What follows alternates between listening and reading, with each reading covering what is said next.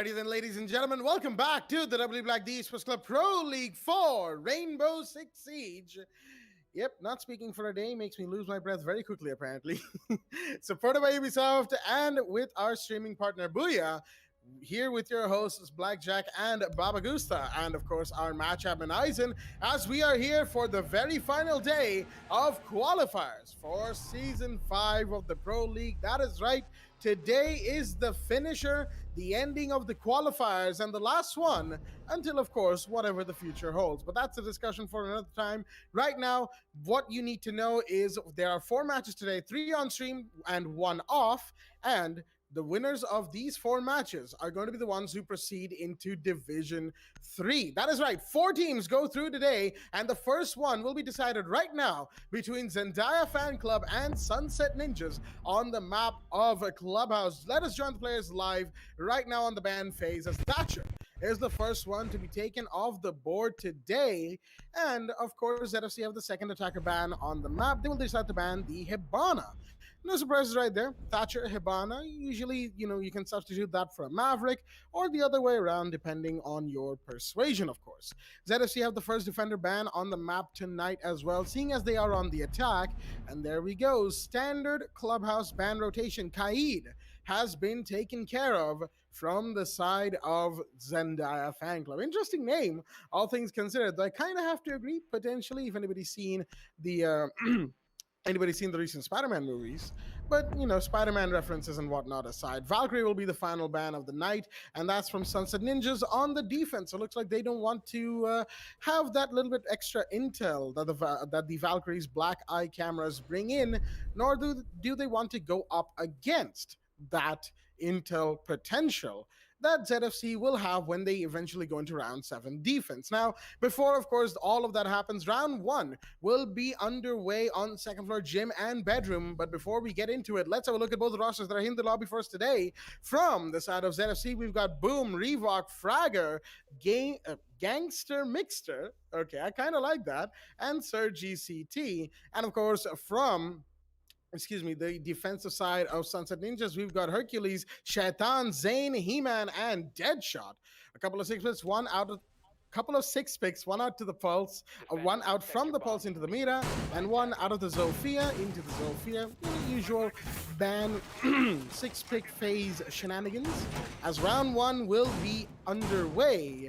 And we've got a Mira in play as well. But of course, I've got the man from the mic long enough, Baba Gusta. How do you do on this fine evening? Well, Jack, I'm doing excellent and also very excited for the qualifiers phase. Out of these 4 matches, one which is offline, these 4 players will have a chance to get into the spot on Division 3. So that will be huge though. Especially for the team that's happening right now, ZFC versus Sunset Ninja, only one will have that spot in Division 3. Who will it be? Let's find that out in the action phase itself. With the site being on second floor gym, we do see a huge emphasis in towards second floor CCTV and also some rotations being made with the help of the Castle's Super Shorty. With it, talking about the ban phase itself, we do know that the Kaid and Valkyrie has been banned. So does Thatcher and Hibana on the side of attack. So eliminating some of the utilities of the defenders will be much of a difficult task. So they need to figure out a way to try to do something about it. Now, Born, he is heading his way in towards the... He's getting in towards the stock entrance though, as Shaitan is prepped and ready. The exothermic charge will coming to open up yet another lines of sight in towards Jacuzzi, and also Hercules making sure that the logistics wouldn't be in the favor of ZFC as of now. Droneworks will coming, giving them information, standard stuff. The only difference is whose body shall it drop? Will it be on the side of ZFC or Sunset Ninjas? For now, it's just a game of patience here. Who's going to push first? And also, good repel. A nade will come in. Not going to work out well, but it's going to be Shaitan taking out Revok. And on the other hand, Mira will be forced to fall back, knowing that the Mute Jammer has been destroyed, and he is forced to fall back, hold an angle in towards the bedroom hallway instead. That is going to give ZFC much more angles, much more entrance for them to go to. but also they need to worry about some other angles. That's exactly where Shaitan is currently in as of now. Talking about that first kill here, a Rewalk taken out from Shaitan is going to be a huge deal out of it. And Sunset Ninjas, if they figure out, knowing that the entire attackers are in towards Jacuzzi, talking about it, they have to worry about it as of now. Deadshot and Zane goes down, putting in a 4v3, and Hercules falls back into his bedroom, doesn't see the ace, pushes in, but UAP wins that gunfight, taking out Bourne, and Himan taking out Sergi, putting it in a 2v3. Diffuser dropped in second floor gem, will recover it back. Be able to go in for a plant as well, but the proximity mines will be able to give away Thermite's location, which is not going to go well here. Super shoddy on the hands of Hercules. All he had to do is just go for that push, and looks like he doesn't have to do anything at all. The Vector will claim the life of Zofia, and Fragger will make one more, taking out Hercules, putting it in a 1v2 situation. Fragger has the diffuser, he has one flashbangs, he could go in for the plant. That's exactly what he's going to do. Shaitan, he has that C4, he could use that C4 to eliminate Thermite, but no, it's not. It's going to be a post plant here, 1v2. The C4 is too late, and Thermite has the upper hand now. Did he get one? Yes, he does. He just needs to find one last place. It's going to be Himan. He's going to compromise his location in towards construction, and Fragger, all he needs to do is to wait for Womai to make a play. With a huge number of gunfights and also bullets being sprayed, it's going to reveal his location as well, and all Fragger needs to do is wait for him to go for that defuse. And talking about defuse, though, he does need a total of 6 seconds. Pre-fire will come in from Fragger as well. All he has to do is wait a lot of time, and she's going to do it as well. The prone peak will come in from Fragger as well, taking out Himan, and with its ZFC will be able to win round 1. Second floor gym and bedroom with a good clutch coming in from Fragger, a 1v2 clutch. We did get to see him make a 1v4 clutch right in the previous stream. I believe that was, yeah, it was Clutch Fragger on round 8, second floor CCTV up against Team Sage. That's an impressive play. And also Fragger, I mean, I would definitely like to say that he's a good clutch master, as I like to call it. Good frags, good, I mean, he is a good fragger in the end, after all. A 1v2 clutch, a necessary one, which would give ZFC the win. But let's see what's going to happen on round 2, where the site will be on Basement Church and Arsenal Room. A very interesting first round from both sides, as neither really took the lead for too long. You could feel the balance constantly shifting between ZFC and Sunset Ninjas. Initially, of course, you had the Jacuzzi wall open, you had the Mira window being challenged via the ace and the sledge. And I have to say, even if the sledge went down trying to get rid of the Mira or any utilities behind that Mira window, was successful. In the end, that's really what allowed the side of ZFC to take control of Jacuzzi. A couple of bodies being dropped from them, Sunset Ninjas in the disadvantage. Suddenly, SN fires back, and you have ZFC in the disadvantage. Goes down to a 1v2, all down to Fragger, who, patiently enough, like, you don't really see teams in qualifiers do this too much, but he decides not to go for the kill, not to be kill hungry. Instead, he fell back, as was required of him in that situation, and he got the plant off. Knew that he was safe for the most part. There was no intel on him. He wasn't being spotted or pinged or anything, and that allowed him to make that play, of course. Now that he got the plant off, suddenly the defenders had time working against him. And in 40 seconds, sure, a 2v1 seems like it should be no big deal, right? But the way Fragger played that was the real cherry on top. And that is why, of course, we saw the clutch come off. Just like Baba said, Fragger, good player for ZFC, who are looking good to get into divisions at the end of the night. But Sunset Ninjas is the one that they are going up against right now, and they need to beat them in this situation. That's what they're trying to do. As we have the exit charges going off, that's on blue from the man himself, taking care of the hatches, opening up lines of sight, points of entry. Dirt, in the meanwhile, will also be challenged from the side of the attacking team. Now, of course, they're taking this slowly. They're, gaining intel via drones, and they're going to do some utility clearance and whatnot. You can already hear reinforced hatches being broken via the Maverick and, of course, the Thermite. You have the Ace as well, just in case. That's probably through dirt. Another hatch gets blown wide open, and ZFC via that are trying to blow open this this encounter, this round, for either side. It is always a two-way ticket, of course. You can shoot through those newly opened lines aside, but you can be shot through them as well. Gangster gets the first one, and that is going to be Hercules taken care of. Big drop, as that's your Maestro gone. Those evil eyes are now no more than stationary black eye cameras. They will not be doing anything more than gaining intel. Good intel, very hard to combat intel for sure, because they are bulletproof. But at the end of the day, the other facet that they had of plant denial will be mitigated to a massive degree.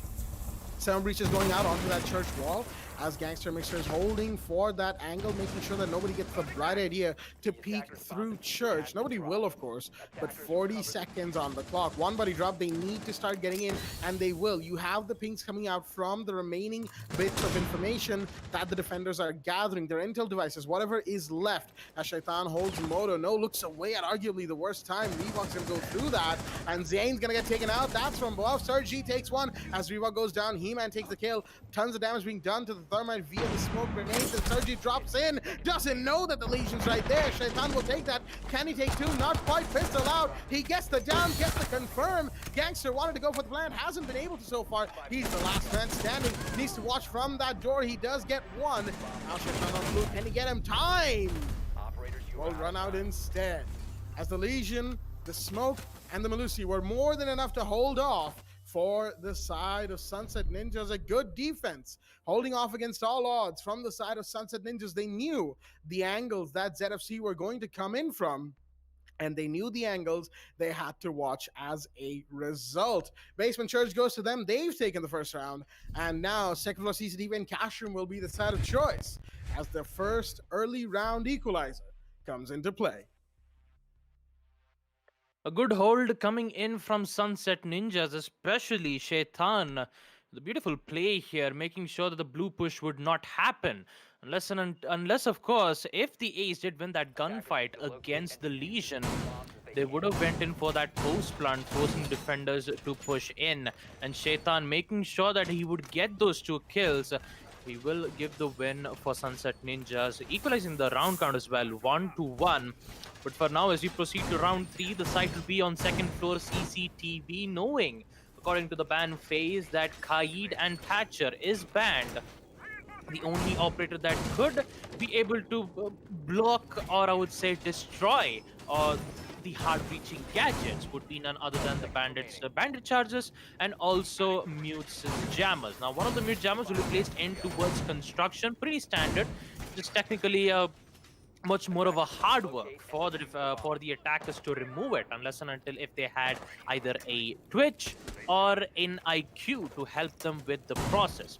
Now, talking about that bandit charges, though, both of them are placed nearby. It would have been better if they would just keep it far aside from it to force the attackers to use 2 utilities. But for now, focusing on the action phase itself, the Ace Thermobreach charges will come in, one to make an angle in towards the windows of CCTV, yet another angle to get yet another breach to give them an access in towards garage. Now, the drone works pretty standard yet again from ZFC, giving information on where exactly these players are. 2 of them are currently in towards the cash room with that deployable shield being placed. Hercules, and I believe that should be Deadshot, who is behind that shield. Now, Burun, though, he will make his way in towards the windows of CCTV, making sure that he would provide some good amount of distractions that would force Sunset Ninjas to shift away their angle of sight. Looks like it's not going to work out well, though. But the only thing which will work out is the exothermic charge being detonated, succeeding opening up the walls on CCTV. Wouldn't be much of a problem on that specific occasion, though. The only difference is, will we see a construction push here? Ace really needs to be careful on that angle, because it's Hercules still holding on that angle. The pre-fire will come in, and Hercules will get that shot, taking out Born. Unfortunately, didn't get to expect that wall bang. And Gangster Mixter will be able to do the same as well, taking out Shaitan in the process, putting in a 4v4 as we reach the 1 minute 20-second mark.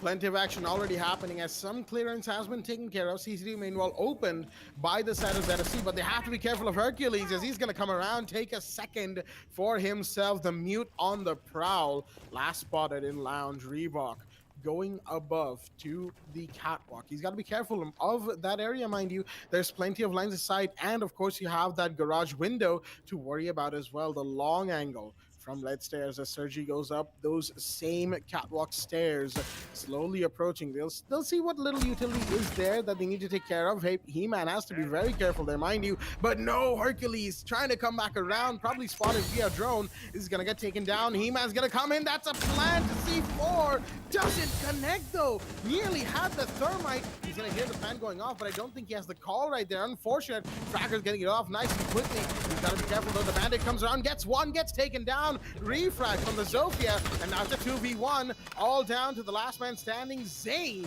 against Revok, and Fragger will take the kill. Zane to fall.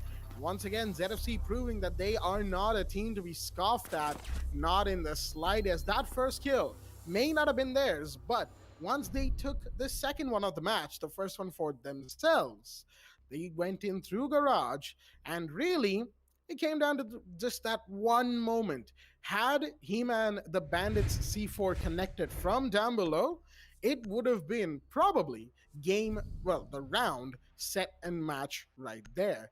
That would have been huge. It wasn't though. It didn't quite connect. Fragger was left with a sliver of HP, and all they needed was that slim ray of hope. Second for CCTV, the side of choice once again, as Sunset Ninjas are going back to that side that they unfortunately could not hold on to in this previous round. And now this time, I'm seeing a Montaigne pick from Gangster Mixter out of the Ash. Interesting decision right there. Very different playstyles between both of those operators. And I guess a Montaigne could help. After all, it is a second for CCTV, a place that we have seen Montaigne be exemplary in before.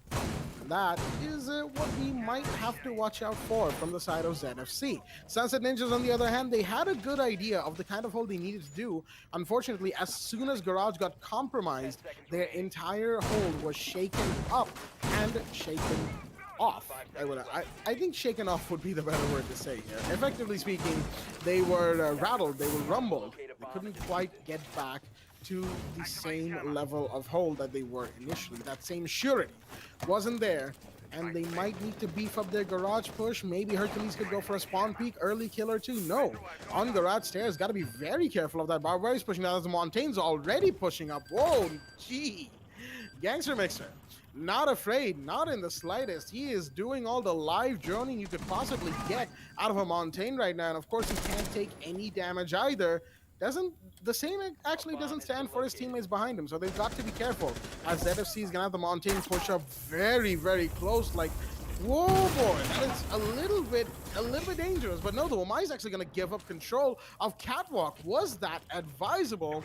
Is the real question right now. Shaitan, very much active, just below Catwalk, and he's gonna get taken down because the Thermal Breach opened up a rotate, flushed out of his position, and that's garage control, effectively speaking, given away. It's gonna be a big retake ask with the Montaigne still alive and his flanks being watched by so many of his teammates. Was that a C4, potentially speaking? Could have been, but if that was unfortunately not the time to use it now. 5v4, and ZFC are getting very close to side as Zane gets taken down. That's a flank D9. And oh boy, minute 30, but it feels like the round has progressed a lot more than just that. Well, Gangster Mixture providing a lot of problems here for Team Sunset Ninjas. Look at how he's pushing right in towards Cash Room. Deadshot has no idea where he is. He's going to take out Deadshot between a 5v2, and with the post plant will come in on the side of ZFC yet again. Gangster looking at Jaeger menacing as the C4 will come in from Himan, taking out Sir G. As the Bandit is trying to make some opportunity, but no, Gangster Mixer is here yet again to take out Hercules. And with it, Himan will be the last man standing. Will try to go for that pre-fire in towards that main stairs. But there is no way in, no way out. But although he will get one though, taking out Himan, but he needs to go up against Gangster Mixer. The fire will come in. The melee will also come in the end as well. Forcing out to use the pistol. Who's going to win it out? It's going to be Himan with the quad kill. Is he going to get the ace? That's the biggest question here. He needs to find where exactly the field location is. No, he's going to go for the defuse. He'll be able to see the head. No, it does not. He won't get the ace, and neither the bomb. as the ZFC will be able to win round 4 second floor CCTV. As we proceed to round 5, before proceeding to round 5, we are going to go for a technical pause because our boy Dear Montaigne had no sounds. Basically, the way how aggressive he was pushing, basically he forgot to, he forgot to add his headphones because, I mean, it happens. But for now, talking about Boone, though, he has to unfortunately leave the game so that he'll be able to fix the issue. But talking about these rounds though, oh boy, Zendaya fan club making sure that they would be as aggressive as possible to win against Sunset Ninjas, no matter what kind of strategies that they've used. It's just that it is very predictable for ZFC to understand what they're doing, what kind of positioning that they're playing. And also the main problem that Sunset Ninja did is to give up the control on Garage to the hands of ZFC. This was not a good idea. You saw Jaeger vaulting in from the Garage catwalk. You even saw Womai vaulting in from that garage window as well. They did not had any idea as to how to counter the Montaigne. Yes, of course, Montaigne is one of the most irritating operators as you've known, but talking about that one little weakness though, he didn't had any of the attackers looking, or I was like to call it covering Montaigne's back. If the attackers did try to go aggressive, if they did try to challenge the Montaigne and try to take out Gangster Mister at that specific round, maybe we wouldn't have seen that aggressive plays in the first place. Who knows? It's just my predictions. Most of the time it does not work. It only happens like 10% of the time, where 90% is just it doesn't happen. But still, talking about this round, and also ZFC being very dominating against Sunset Ninjas, and that too on attack of map Clubhouse. Sunset Ninjas only winning Basement Church and Arsenal Room, with Shaitan making his place in towards the blue. But what's going to happen in the next round here, since the site will be on Basement Church? Jack, what are your thoughts? I mean, all things considered, Basement Church, a very interesting site and a very good one, I should say, for Clubhouse. And it is, after all, the only site so far that the side of Sunset Ninjas have won. So definitely a very good pick, if you will, given that neither Jim nor CCTV have worked out. Though I think some could argue that they could go back to Jim. Why do I say that? Because they actually almost had it in the bag. Unfortunately, they couldn't quite play around the way Fragger decided to hold that round, and that 1v2, or I guess it was a 1v3 now that I think about it, really helped them out in that situation. As is, of course, ZFC, not Sunset Ninjas, of course. They were the ones on the receiving end of that man's antics. And in this last round, Heman nearly pulled off something similar, getting a quad kill from that metal stairs. I mean, ooh boy, that would have been a huge play for him and a huge play for Sunset Ninjas to hold on to an equalizer. But unfortunately, it couldn't quite work out, primarily because of two things. Time. Because by the time he got that quad kill and actually made his entrance into sight where the diffuser was, it had already gotten past the mark of 7 seconds. That was the point of no return for the diffuser cycle. And the counter defuse could not go through because, of course, the counter defuse time is also 7 seconds. So he couldn't quite get that on the bag for himself. And the other thing, of course, was the fact that the Zofia had rotated away long since once the bodies started dropping. So all in all, ZFC, good job to them. Sunset Ninjas nearly had it, and we're going to see if they can pull back, get another equalizer. Joining the players live once again, that is right. We had to go for a pause timer due to some sound issues from the side of the attack. They are now all back, ready to roll as well. And we are to round 5 is a go on Basement Church and Arsenal Room. From the side of the Deep and Sunset Ninjas, the only side that they have won so far in this engagement, and the side that they will try to win on again. It was actually a very good Blue and Moto defense that they pulled off. Although I will say ZFC were being just a tad predictable. They tried to, be, unpredictable. I didn't want to use that word so quickly with predictable, but regardless, they were trying to be unreadable, if you will, by changing up where they were initially going for the push two, but then they went in a bit too early, I'd say, and emphasized just a bit too hard that they were in fact changing the push. Either that or Sons of Ninjas really picked up on it very, very well. I mean, they themselves, Sons of Ninjas, are a great team. Make no mistake of that. They are a team that has a lot of potential, and one that we will be looking forward to should they make it to Div 3. Again, the biggest obstacle for both of these teams right now are their counterparts. Obviously, that is how this whole match day is gonna work. Should ZFC win this, they're going to go forward. Should Sunset Ninjas win this, they will be the ones to go forward. Div 3 will be their playground, but they have to beat the other team first. Only one can win after all, and unfortunately we can't have all 8 teams of the night going to Division 3. We simply don't have that many slots, ladies and gentlemen. It's unfortunate, but some teams will have to try again whenever there's a new opportunity, and some teams will go through by seizing the day for, well, today. Round 5, of course, now at the minute 30 mark. Nobody's dropped, interestingly enough, as the ace is just about getting out of spawn. Boom. Really just droning for the longest possible time from there, giving his teammates plenty of information. But the biggest thing is, Sunset Ninjas, one of their issues in that basement church round a few rounds ago was that they had lost the Maestro. This time Hercules is not only alive, but he's very active, looking to be aggressive, looking to deny the plant if it comes to that, and you bet it will, because we're already at the minute mark. We're talking about the minute mark here. No bodies have been dropped just yet. And that means ZFC is going to go for this execute. Although they haven't opened up the hatches into his kitchen, in which Sergi is going to do his job as of now. Not quite sure this is a viable answer here, but he needs to open it up fast, or else the time will give in favor of Sunset Ninjas. And talking about Reebok, though, he'll start off with his first kill, taking out Iman, dropping down in towards the hatch of Bar. But he is in a very low HP, though.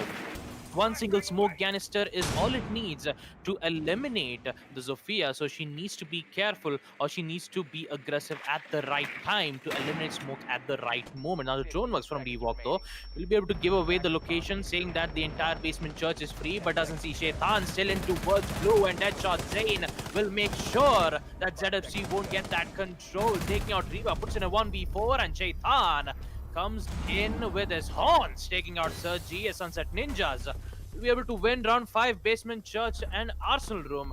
As we take a look at it in the instant replay, we will proceed to the last round of the first half, round 6, where Sunset Ninjas will decide to defend in second floor CCTV. The only site that Team Sunset Ninjas has successfully defended was at Basement Church and Arsenal Room, thanks to Shaitan making his place twice in that blue room.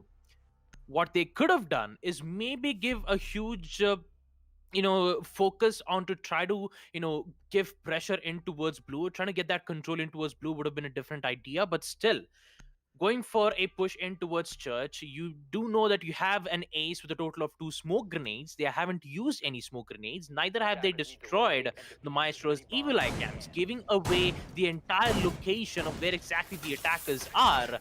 It could have been better for ZFC to just eliminate those important utilities first, and then when they go for that execution, they would have just went in for a smoke plant so that they wouldn't, see you in line of sight. Although, yes, they would go for that pre-fire, but still, making sure that you would have the highest chances of going for that post plant, you need to make sure that you need to use those utilities at that right moment. Now, talking about round 6, though, there is a higher chance where Sunset Ninjas might make it 3-3, but my gut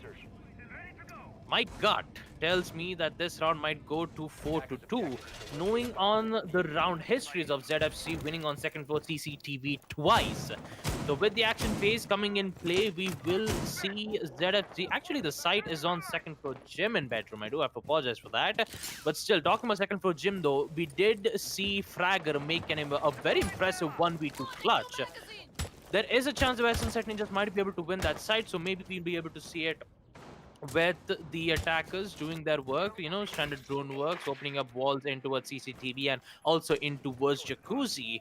Although they do need to be worried about some of the players holding in towards logistics. That's going to be the Castle as well as one of the players. The side of Sunset Ninjas. I believe that's going to be Deadshot who's providing him support. No, it's Hercules who will fall back in towards construction. Now the attackers though will continue their work opening up the walls on CCTV by making a small line of sight, and also Fragger is going to use that exothermic charge to blow up the wall on CCTV. Although they do need to deal with the Mira's mirrors though, so trying to contest against Mira will be a very difficult answer unless and until if you have a soft breach, which would be Gangster Mixter or Revok, using that breach utility right from below the stock to eliminate Mira and also take out that Mira mirror. So they'll be able to have that upper hand. Talking about Hercules, though, engaging against the FBI operator Ash, but she will still survive and she will pose a threat to Sunset Ninjas as she's slowly making her way in towards the main stairs, trying to contest against Deadshot and the other two players here. And the attackers have exactly no idea as to how to eliminate the teams on Sunset Ninjas. This is the same repeat that you're going to see in the previous round, where ZFC has absolutely zero idea on how to push in, knowing that the entire team of Sunset Ninjas is still alive and looks like the defenders have the upper hand here. 1 minute left. ZFC will push. Let's see what's going to happen here. Shaitan gets downed and taken down. That's from the gym window because there was a drone at his feet that he was unaware of. Kill will not be confirmed just yet though, but the Mira has to be careful not to go out of bedroom's door because Jacuzzi wall has been blown wide open. Plenty of avenue of control for ZFC as they're just droning themselves just a little bit more ahead, getting just that little bit more information. Grenade goes out. Will that confirm anything? Not really a whole lot, as is evidenced by the lack of a body being dropped, but no, Hercules comes in with one, and there's the smoke, unaware of his position. That's the Mira actually who gets one more. Shotgun blast goes out, can't exactly confirm. Actually, that is a down onto Mixter, excuse me, as He-Man will confirm that. Now it's a 2v4. Clutch required, but Revok will get down. He took a kill in the meanwhile. Shaitan went down, but no, it's Deadshot all over the place. It was the one with all the kills, with all the shotgun pellets that he could ask for. And as we will see in the instant replay, beautifully done by the mute right there, sitting inside of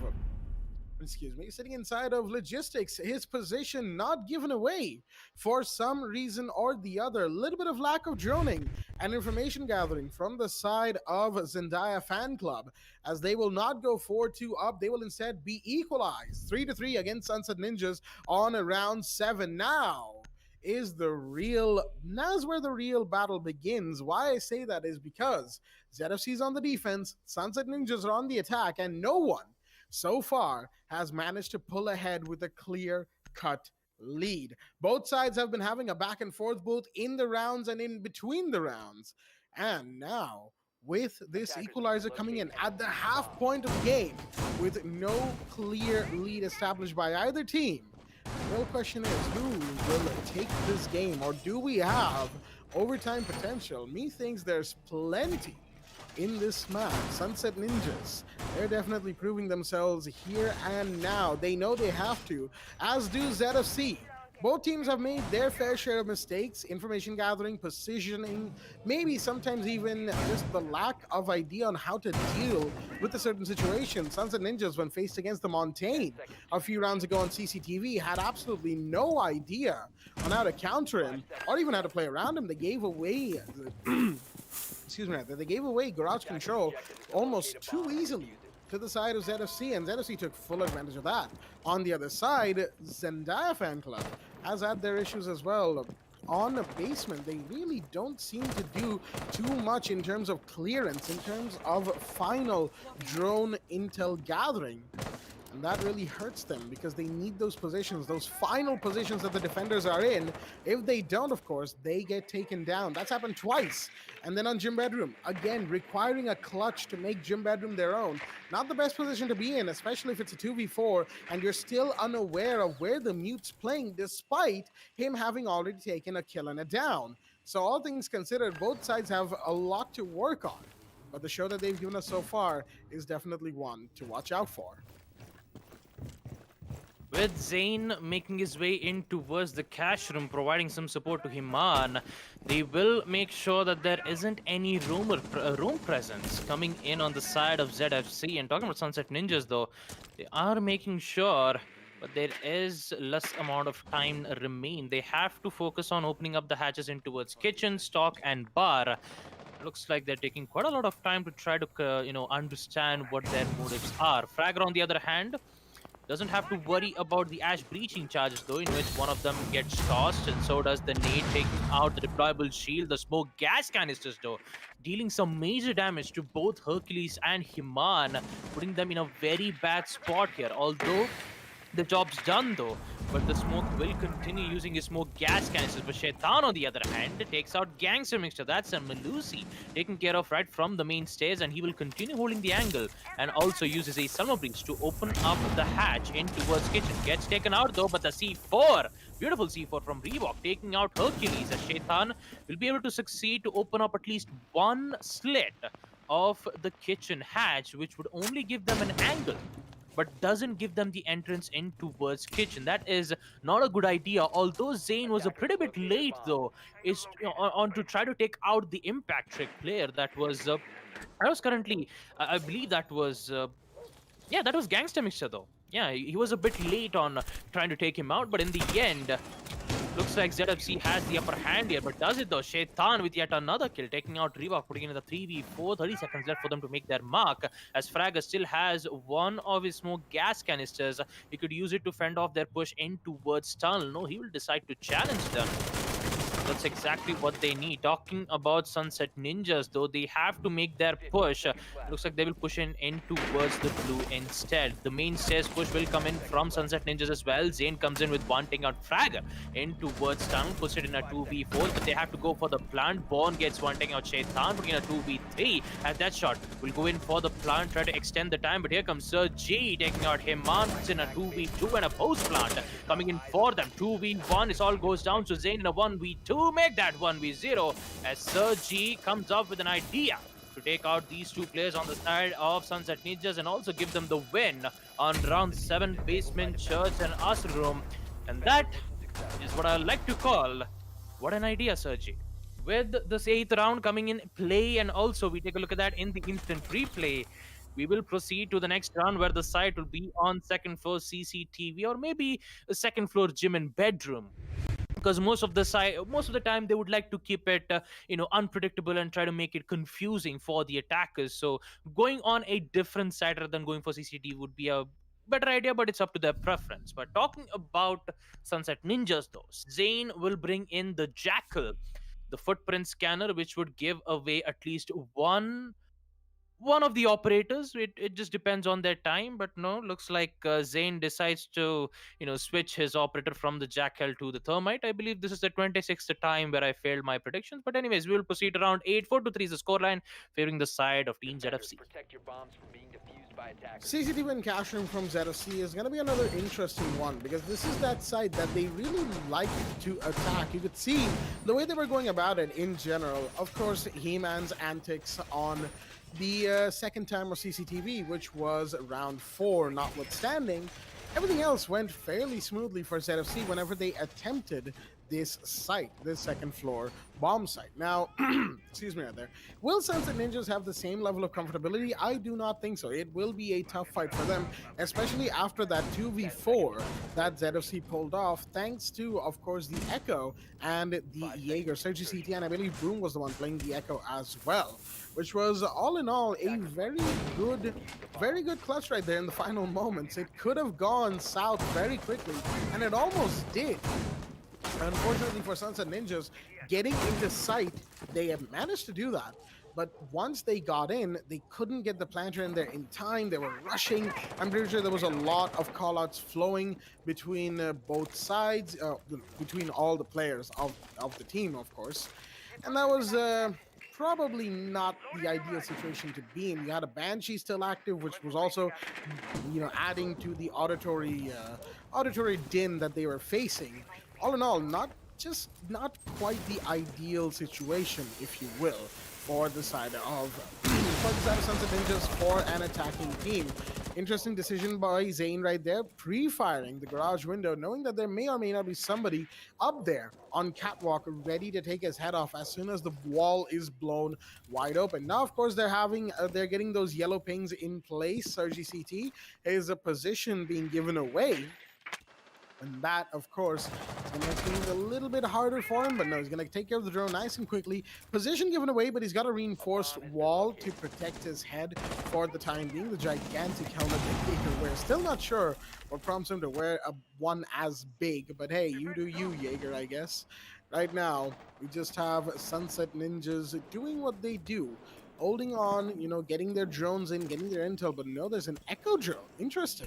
On construction that's giving away some intel to the Wamai, a very relevant position that he's playing. But Gangster Mixer has to fall back away from Lounge because there's somebody on Secret Stairs. Revok takes a bit of damage, goes out, tries to take a kill, but no, He-Man will shut him down quickly. A little bit too aggressive too quickly, and Fragger gets taken down as well, but there's a refrag onto the Thermite nice and quickly, and the Planter gets taken down. 3v3, 3v2, 3v1 as everybody from ZFC goes on a rampage. And now it's on to the last man standing, the Ace. He's put it down to a 1v2 as it's now all up to him. Sees the Malusi, can't quite get it. Gangster Mix will shut him down, as ZFC will be the ones to win yet another round. Defense really working out for them as an all-in push from the main breach couldn't quite work out for the side of Sunset Ninjas. They tried it, and they very nearly had it. The early advantage in that execution was theirs, but they didn't quite count on all sides, all guns blazing, or whatever guns remained from the side of ZFC, blazing their way through to another round win. Now it's 5-3 on the scoreline, 1 round away. Excuse me right there. 1 round away from match point for the side of Zendaya fan club, who are looking to seal the deal right here, right now, while the side of Sunset Ninjas have their work cut out for them. 2 rounds to equalize and then 2 more to win. They can do it, but the chances are getting slimmer and slimmer the more rounds they lose. Who's going to take this? We're about to find out on second floor. Jim and Becker. Talking about Team ZFC's previous match against Team Sage, when Zendaya fan club were on defense in the second half, they were undefeated against Sage, 7-4. Although they had a bit of problems in their attack phase, letting Sage win a total of 4 attack rounds.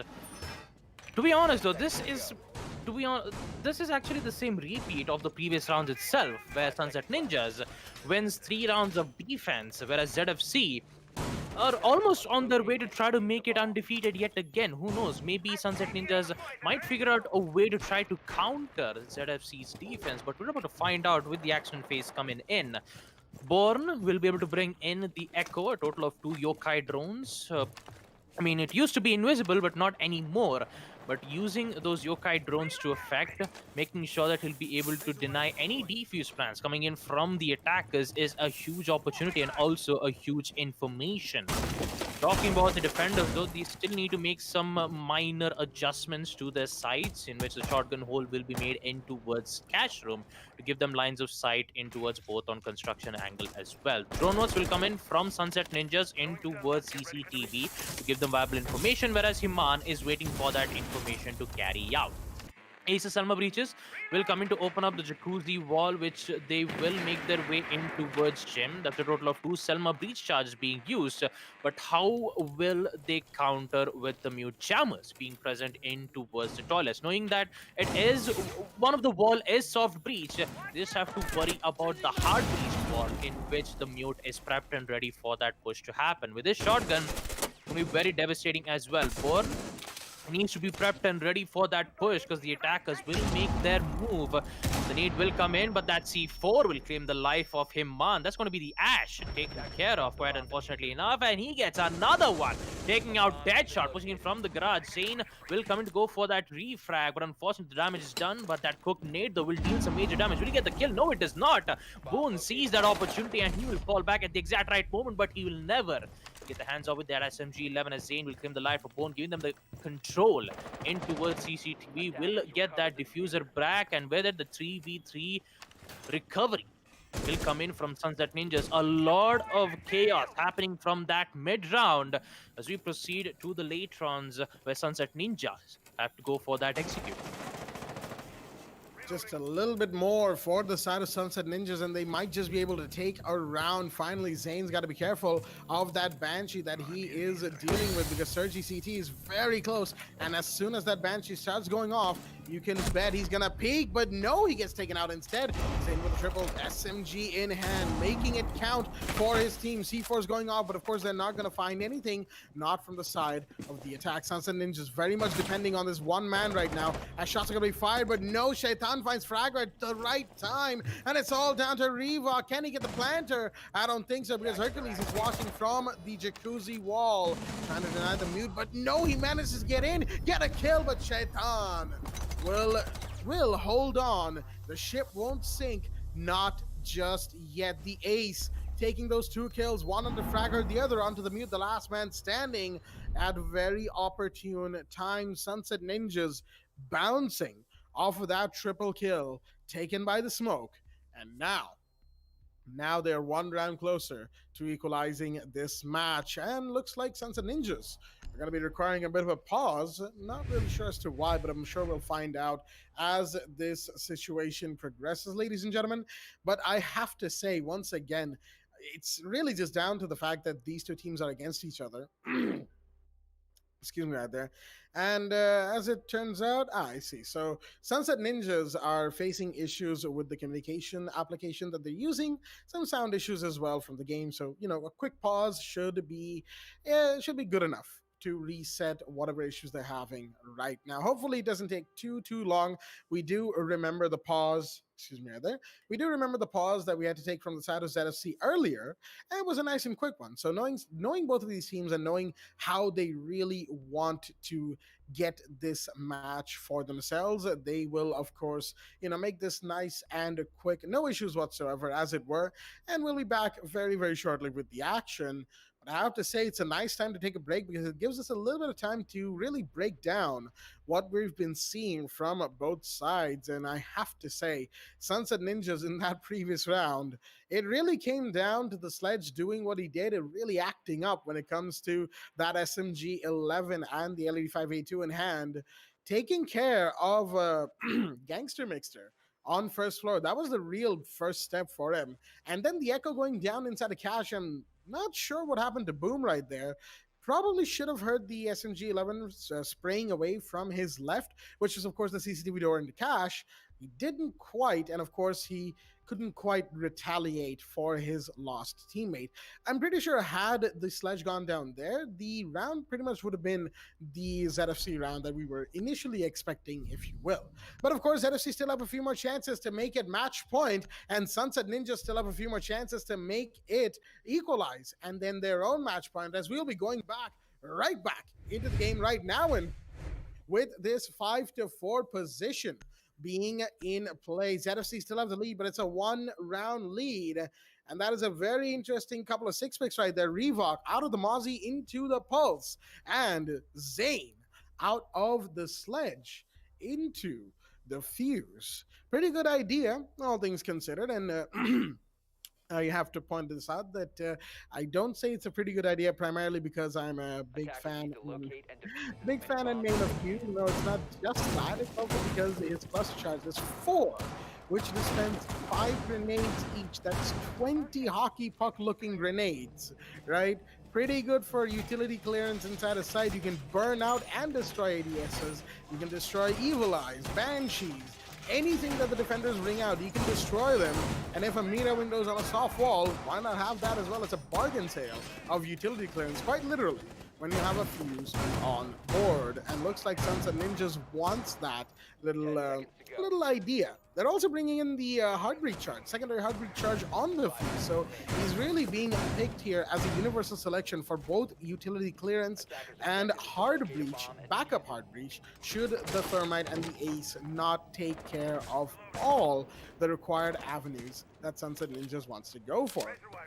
Good stuff all things considered. And again, this is one of the one of the things, excuse me, that qualifier teams and Div 3 teams bring out that I like to see and would like to see more of when it comes to the higher levels of the region is use of more operators who are currently considered unorthodox. After all, the utility meta is no longer as, massively prevalent as it used to be in Shadow Legacy. A lot of that has been addressed, and while of course we still have a good bit of utility dictating how rounds go, say for instance Melusia's Banshees, which have become a instant mainstay for defenders in competitive Rainbow Six alongside Jaeger, Maestro, and all the like, it's not as bad as it used to be just a season ago. And, hopefully going forward in year 6, we'll see more and more of that addressed and the game brought back to a good balance between strategy, utility, and of course, pure gunfight potential. Zane, here we go, raining death from above. The defenders have to be very careful. Whoever's impact tricking, whoever's throwing those C4s, Reebok is taking a lot of damage. And looks like one more cluster charge is due. And there you go. Impact trick attempt, but no Reebok, Boom, had to fall back very quickly for fear of his life, and the Kitchen Ash will be taken care of nice and quickly. Sunset Ninjas doing exactly what I thought they were going to do. Shaitan's taking a bit of damage, but not a whole lot, mind you. Only half HP remaining on him, and full HP on everybody else other than Reebok as we hit the minute 15 mark. Minute 15 mark for Team Sunset Ninjas to make their push. They will succeed opening up the kitchen hatch, not being able to use that impact trick, which would put ZFC in a very tough spot here. Although Gangster Mixture is thinking of going for a very huge flank here in towards Oil Pit. No, he's actually going all the way back to the main stairs to try to contest the kitchen hatch. He even has that impact needs to go for that vertical lines of sight. The only question is, will he do it? Will he go to that logistics room, use that impact need to make that vertical lines of sight? Well, talking about Sir G, though, he's going to take out Himan right in from the blue room.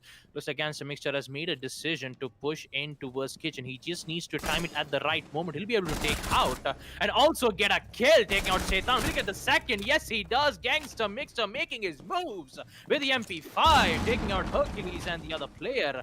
And with it, Sunset Ninjas are back in a very big trouble. A triple kill for Gangster Mixture and Reebok. To Reebok Zane, as ZFC will be able to win round 10.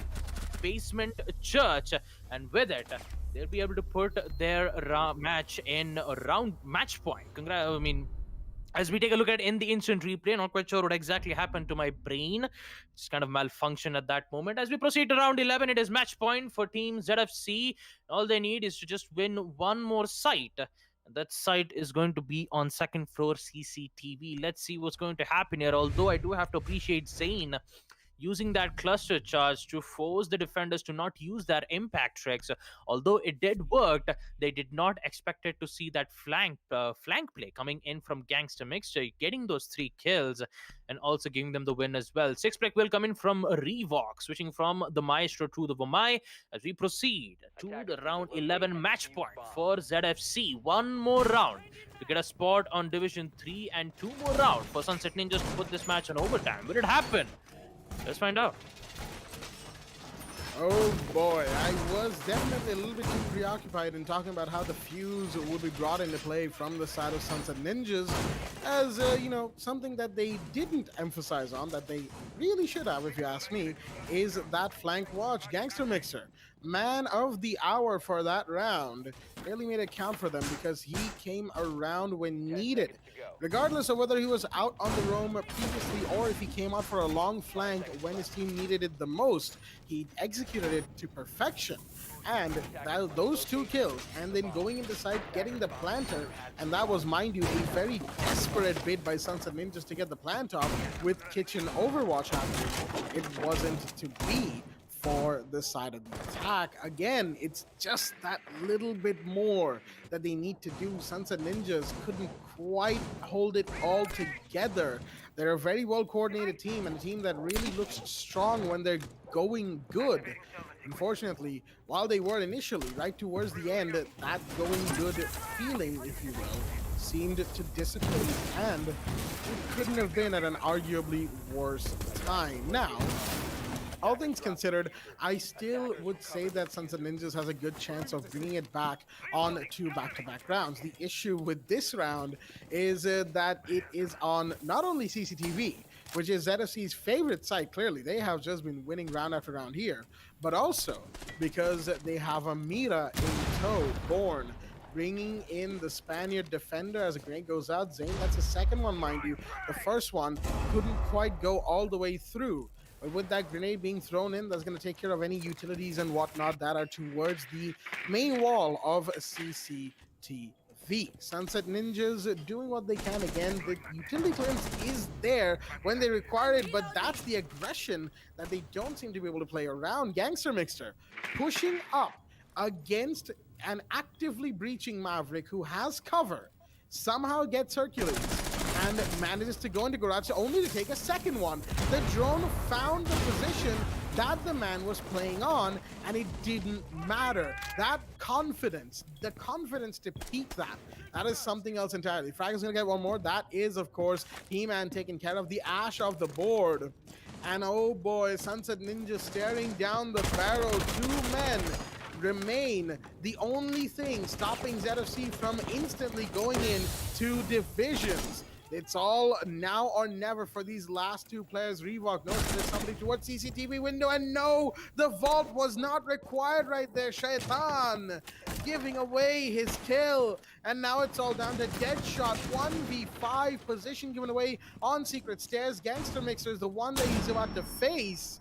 This is not going to look too good. The push is going to come in, and the Melusi will trade. Nice and quickly, getting the headshot. Deadshot to fall. And ladies and gentlemen, the first team, which will be going through to Division 3, has been decided. And of course, it is none other than Zendaya Fan Club ZFC here on the map of Clubhouse with a 7-4 victory. A good fight from Sunset Ninjas. But unfortunately, it was an effort that could not be answered from their side. 17 kills to Gangster Mixter as well, by the way. Just putting that out there. He really took off towards the end, as we saw from both his and, of course, everyone else's perspective, as it were. But I have to say, fantastic game between both sides. A game that I was really looking forward to seeing and casting, and I'm glad that my voice managed to fix itself in time for this fixture. Pun intended. Now, of course, we aren't quite done with talking about this match. There is another little section that we like to do called Relive the Moment, where we talk about the match that we just had, the mistakes and the positive, the pros and the cons of both sides, attack and defense, and overall, if the teams come back to review the VOD for their strategies later on, then, some pointers here and there as well. Really the moment going live on the screens right now, in fact. And in this case, I believe there's no one better suited than Baba Gusta to take us through this little phase. Baba, an exciting match and a great one to start us off for the final qualifiers day. Absolutely, Jack. And talking about the first half itself, although we did see Sunset Ninjas making their play, but Fragger, on the other hand, though, he's been clutching quite a lot of rounds, though. I mean, it was the only round, which was in round 1, but I did get to see Fragger make his good clutches. We did get to see him in the previous round, yet again, against Team Sage. But talking about first half, though, there were one site where ZFC had problems dealing with. And that site was on Basement Church, and also it's all thanks to Shaitan making sure that he would get maximum number of kills while holding in towards blue. And also that C4, if that C4 did work out and put Fragger, and if it did eliminate Fragger at that moment, this round would have gone in favor of Sunset Ninjas. Unfortunately, it could not, and also gave the win for the side of ZFC. ZFC did win 2 rounds of side second floor CCTV and the first round, which is on second floor gym and bedroom, where you get to witness the 1v2 clutch, and also a very good attempt from the bandit as well. Himan trying to get that last kill. Unfortunately, didn't had the exact idea on where exactly Zophia's location was, and also couldn't get to do anything much more about it. But talking about the second half, though, Zendaya fan club were very excellent on defense, but they do need to work out their attack strategies in map clubhouse. They had a lot of problems dealing with, especially the side on basement laundry, where we did not see any pressure coming in from blue stairs, and Shaitan doing what he does best, getting some maximum damage and also maximum potential of winning those gunfights. This wouldn't have happened if Zendaya pushed in from blue. But still, talking about the attack phase from Sunset Ninjas, and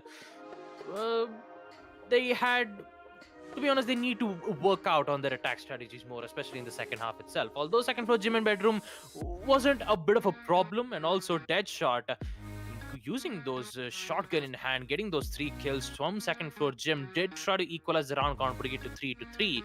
Fortunately, that was the only thing that we did get to witness here, though. And this was on round 7, where the site was on basement church and arsenal room, where ZFC had a lot of problems dealing with. Even with the post plan, Zayn was the last man standing, but unfortunately couldn't get to do anything about it. But we did get to see him making some unbelievable plays, which was on second floor gym and bedroom, where he did get a total of 3 kills, even with Gangster Mixter making some impressive plays while countering, using the impact to trick those hard breaking capabilities from CCTV. Gangster Mixter was the one who was making some impressive plays in second half, and also be in the top of leaderboards as well, I believe. 17 kills to Gangster Mixture and 10 kills to the side of Zendaya fan club. I believe that was Sir G with a total of 10 kills. I just don't have any ideas of now, but all in all, congratulations to Zendaya fan club. They will be in Division 3, and Sunset Ninjas, unfortunately, their journey ends here. Although they shouldn't give up, they have to make sure that they would learn from their mistakes, and hopefully they'll able to perform better in the next round. But for now, that will end the first match, but we still have 2 more matches to go here. Exolic Esports going up against Team Zero. Let's see what's going to happen there, but for now we're just going to take a small break, and we'll be right back after this.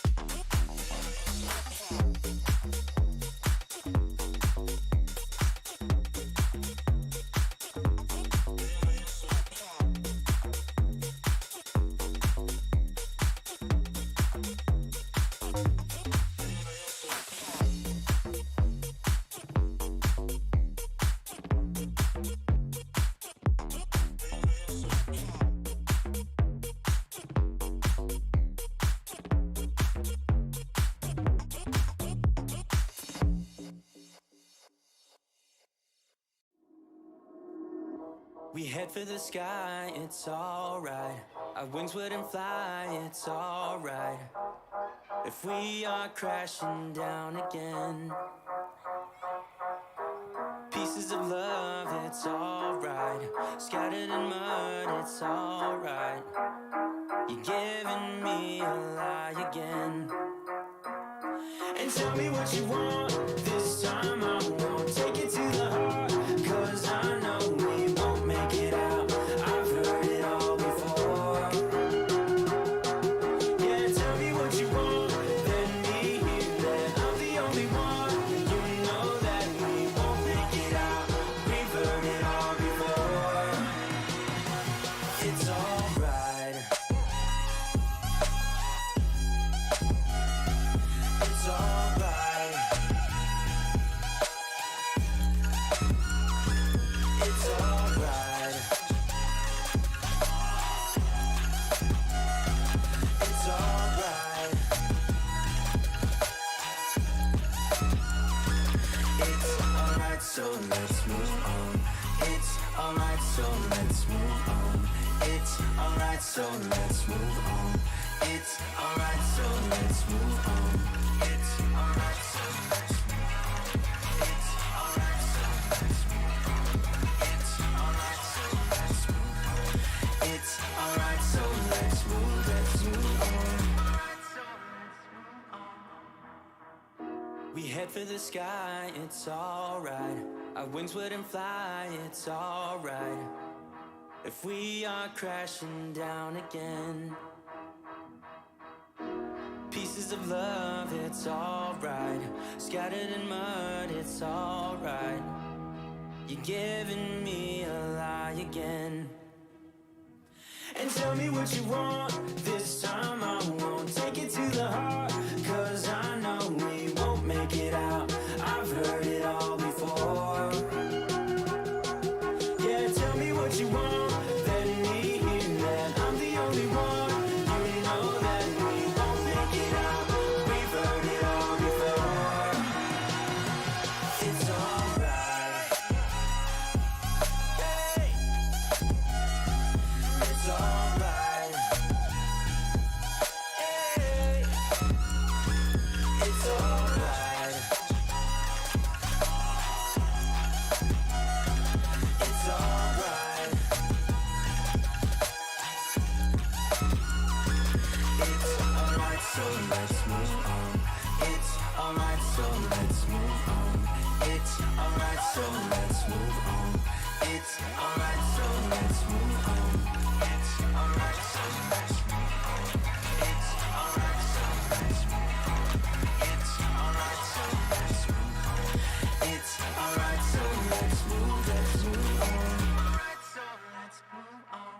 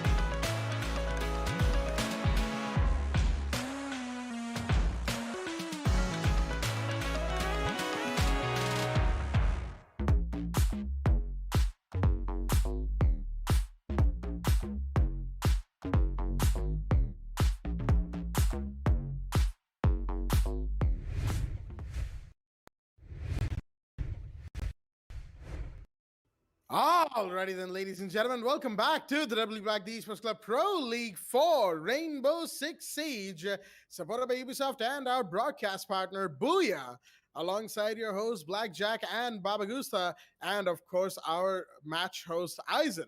As we are here for the second of the three final games, three stream games, actually, I should say, of the qualifiers for Season 5. That is right. We have already had one winner and one team to go up to Division 3 this season. That is Zendaya Fan Club.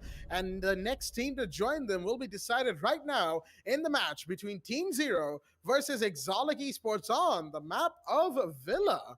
A little bit of a nice changeup. No Oregon or Clubhouse, continuing on that trend. But of course, we'll talk about that later on. We've already had Foxy and myself talk about, Clubhouse and Oregon repetitions a lot over the course of this league, so we don't need to repeat that for the time being. Right now, let's join our players in the match nice and quickly. In the middle of the ban phase, as an interesting ban has come out, ban number 1 from Exotic Esports is actually a very interesting, and now that I think about it, a very smart one, Zofia. A very, very omnipresent attacker. You see Zofia in every single match, every single attacking combination.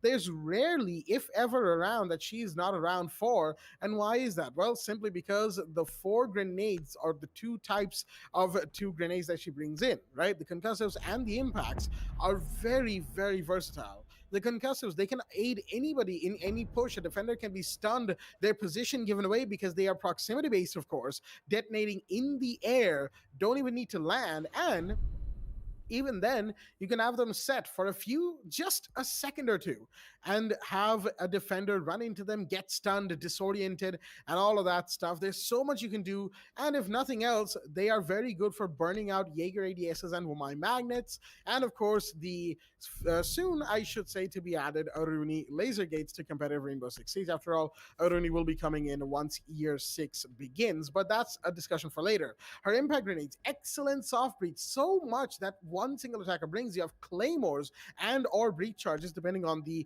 loadout that you're going with. Her M762 is a very powerful, very versatile weapon, a really good attacker. And without her, things are actually going to be very interesting for the side of the attacking team. But enough about that. Of course, we had the other bands on the map today. They were Thatcher, Mira, and Melusi to round it out.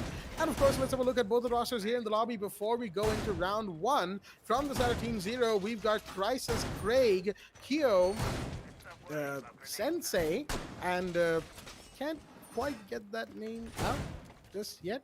I'm going to look into that one later. And from the side of Exotic Esports, we have Azrael, Stark, Fireface?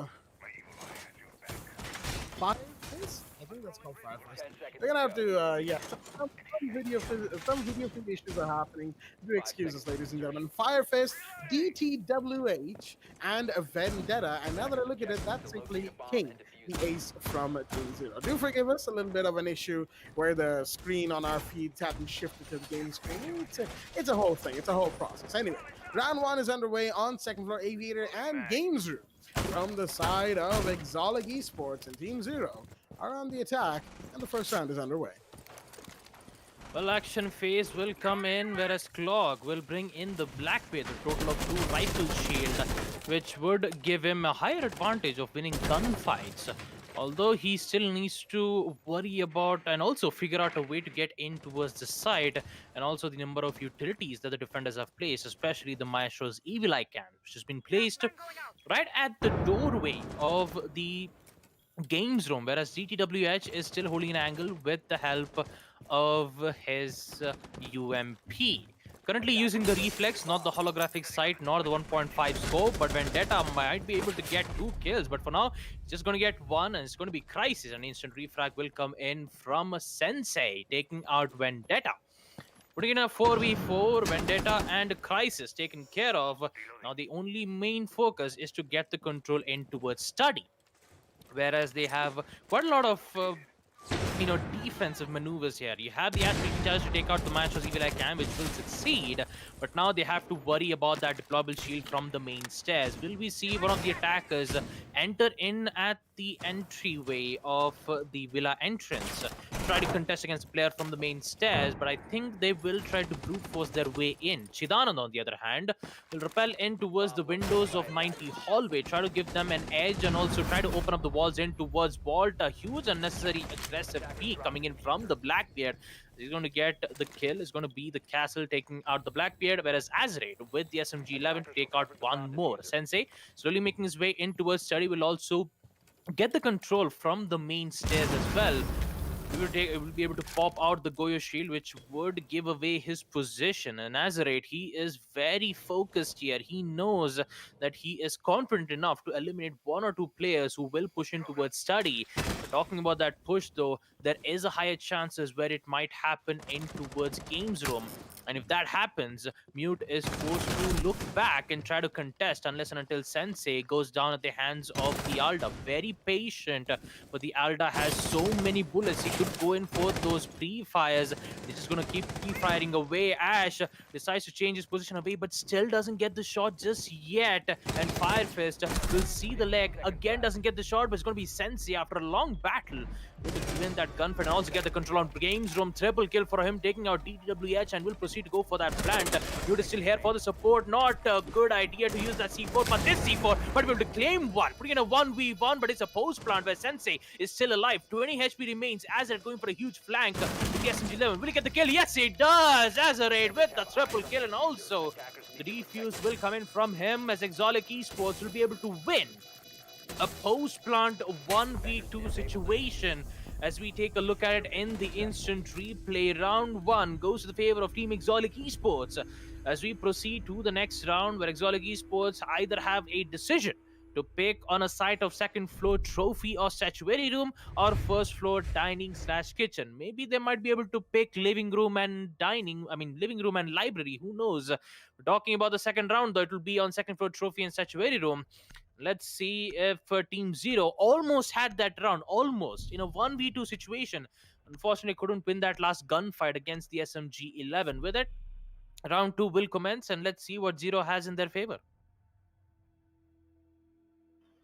You know, interesting thing about that play, that could have been a very good 2v4 clutch for the side of both Sensei and King Chidalan right there.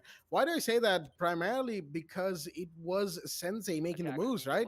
He was taking that Maestro for a bit of a spin on the classical hallway, the door outside of Games Room, ultimately managing to take the kill, bamboozling the Maestro, forcing his way into sight. The big thing was, once he got in, he took another very important kill, and the Goyo got taken down by King because he was trying to get a C4 toss to deny the plant.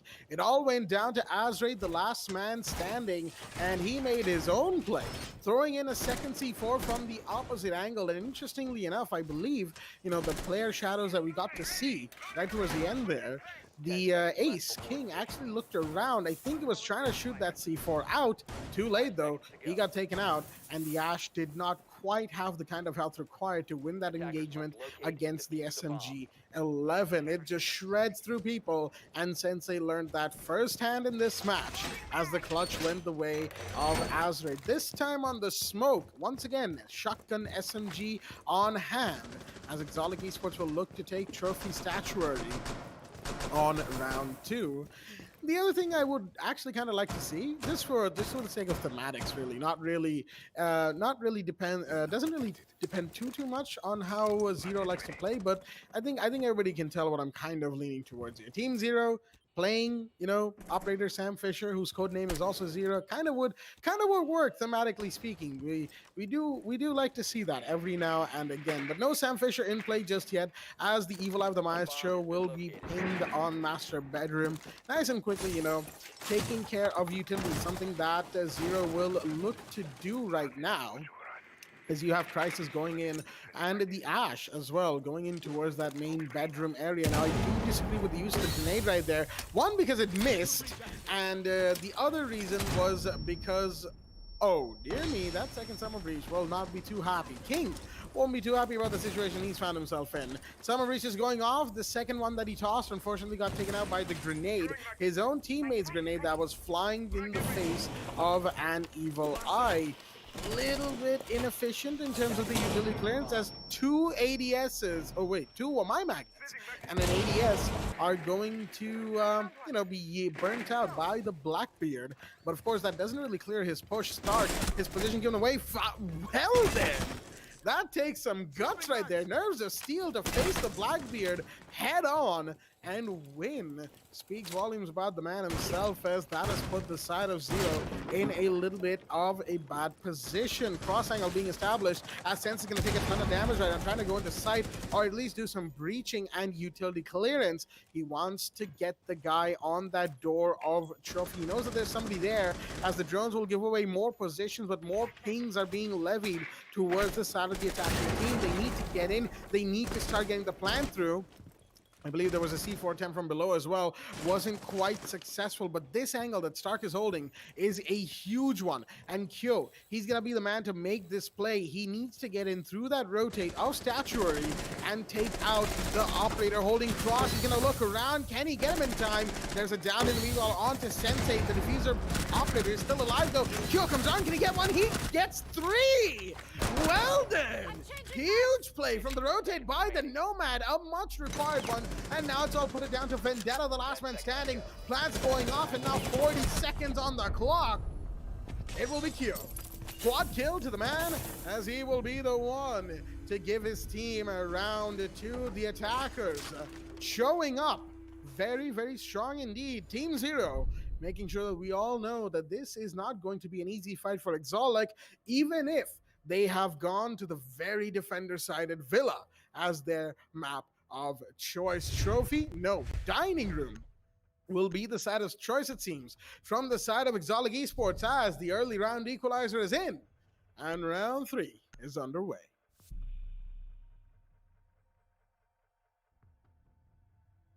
Well, with the round 3, the side being on first for Dining Room and Kitchen. What a play from the Nomad. 3 kills right in towards the trophy room, in which all 3 players are mainly worried about the push in towards the entry doorways of the statuary room. Didn't get to see the astronomy push from the Nomad. Gets the opportunity and also get 3 impressive kills. A job well done for Team Zero, but still they have a long way to go, is to make sure that they would get those wins as best as possible. Talking about the first half itself, since Zero is in the attack. On the side being on Dining Room / Kitchen, we won't be able to see a fuse pick, but still, we'll be able to see Clog bringing in the Blackbeard, the rifle shield, which unfortunately lost against a gunfight with the MP5K Wamai. Oh boy. To be honest, I actually didn't get to see that. For a moment there, I thought the Blackbeard was about to win that gunfight against the Wamai towards Astronomy. Looks like it didn't happen that. But with that, action phase will proceed. And talking about the hard breaches on the side of the attackers, we only have one. That's going to be King Chidanand, bringing in the ace with a total of 3 summer breach charges. Be able to at least open up the walls, maybe try to open up the hatch in towards second floor master bedroom, in which Vendetta is the only player holding in towards trophy. Very interesting though. But I believe there should be one more. No, there's actually only one player there. Vendetta towards the second floor trophy room. And he, the only one, should make sure that he'll be able to waste a lot of time for the attackers to gain that vertical lines of sight. Droneworks will come in to try to hunt that specific player, in which he's currently in towards second floor statuary room.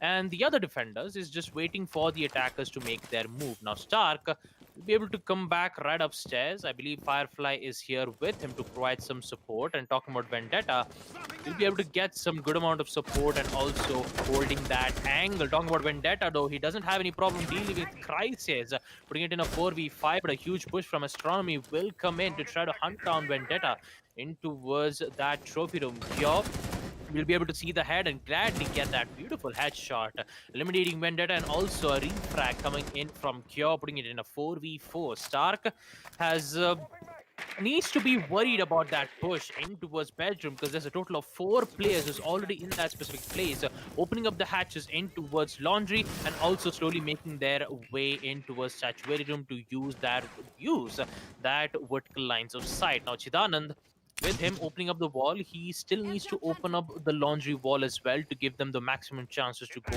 for that post plant. but still a lot of pressure.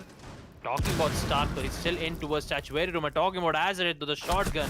Will take out Clog, and the D5 SMG will take out the Ash. Sensei is going to go down with it, a 2v4, whereas Zero is in a very difficult spot here. Vertical underside control in favor of Exolic Esports, and with it 50 seconds left for Team Zero to make their mark.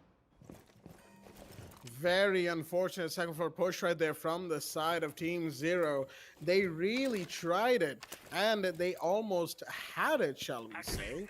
But unfortunately, it was not to be. Some of which is going off onto Laundry. Smoke grenade will come out from Azrate nice and quickly, trying to make sure that Exolic Esports lose absolutely no ground. C4 went out as well to deny it, but unfortunately, it wasn't quite there. The blast radius didn't quite catch it as Kyo tries to find the Goyo. Firefist going out for a big play right now. C4 goes out, anticipating a push from the Nomad. Wasn't there though, as that C4 gets used up. Kyo's gonna drop down to first floor instead, trying to make things work from red carpet hallway. King in the meanwhile tries to go in, cannot get the plant off. He's down, and now Kyo's the last man standing, found by the Legion, gets him instead, and he will get taken down. Firefist finally claims the kill that he was looking for the whole time. And as quickly as it all began, it has ended, as the side of Team Zero looks like they're going to switch out of the Blackbeard right there. I highly disagree with bringing in that operator. Why I say that is primarily because the Blackbeard has found himself getting the short end of the stick more often than not. And now looking back at that first round, things don't look too good per se for the side of Team Zero. Exolic Esports really doing work right now, and they are putting in the effort. They're putting in the plays, if you will. That's what we are here to see, of course. Now, Team Zero, they did take trophy statuary, but it was primarily down to Kyo exploiting one little weakness from the side of the defense, which was that Astronomy rotate. Astronomy itself was left entirely unmanned from the side of Exolic Esports. That was their main problem right there. And that they corrected on. As soon as they did, well, then, Team Zero couldn't quite get themselves in on the next round. Of course, the next round, round 3, we had a different set entirely, first floor dining, but the fundamentals still stand. You want to make sure that there is no obvious weakness that can be exploited by the side of the attack. Excuse me right there.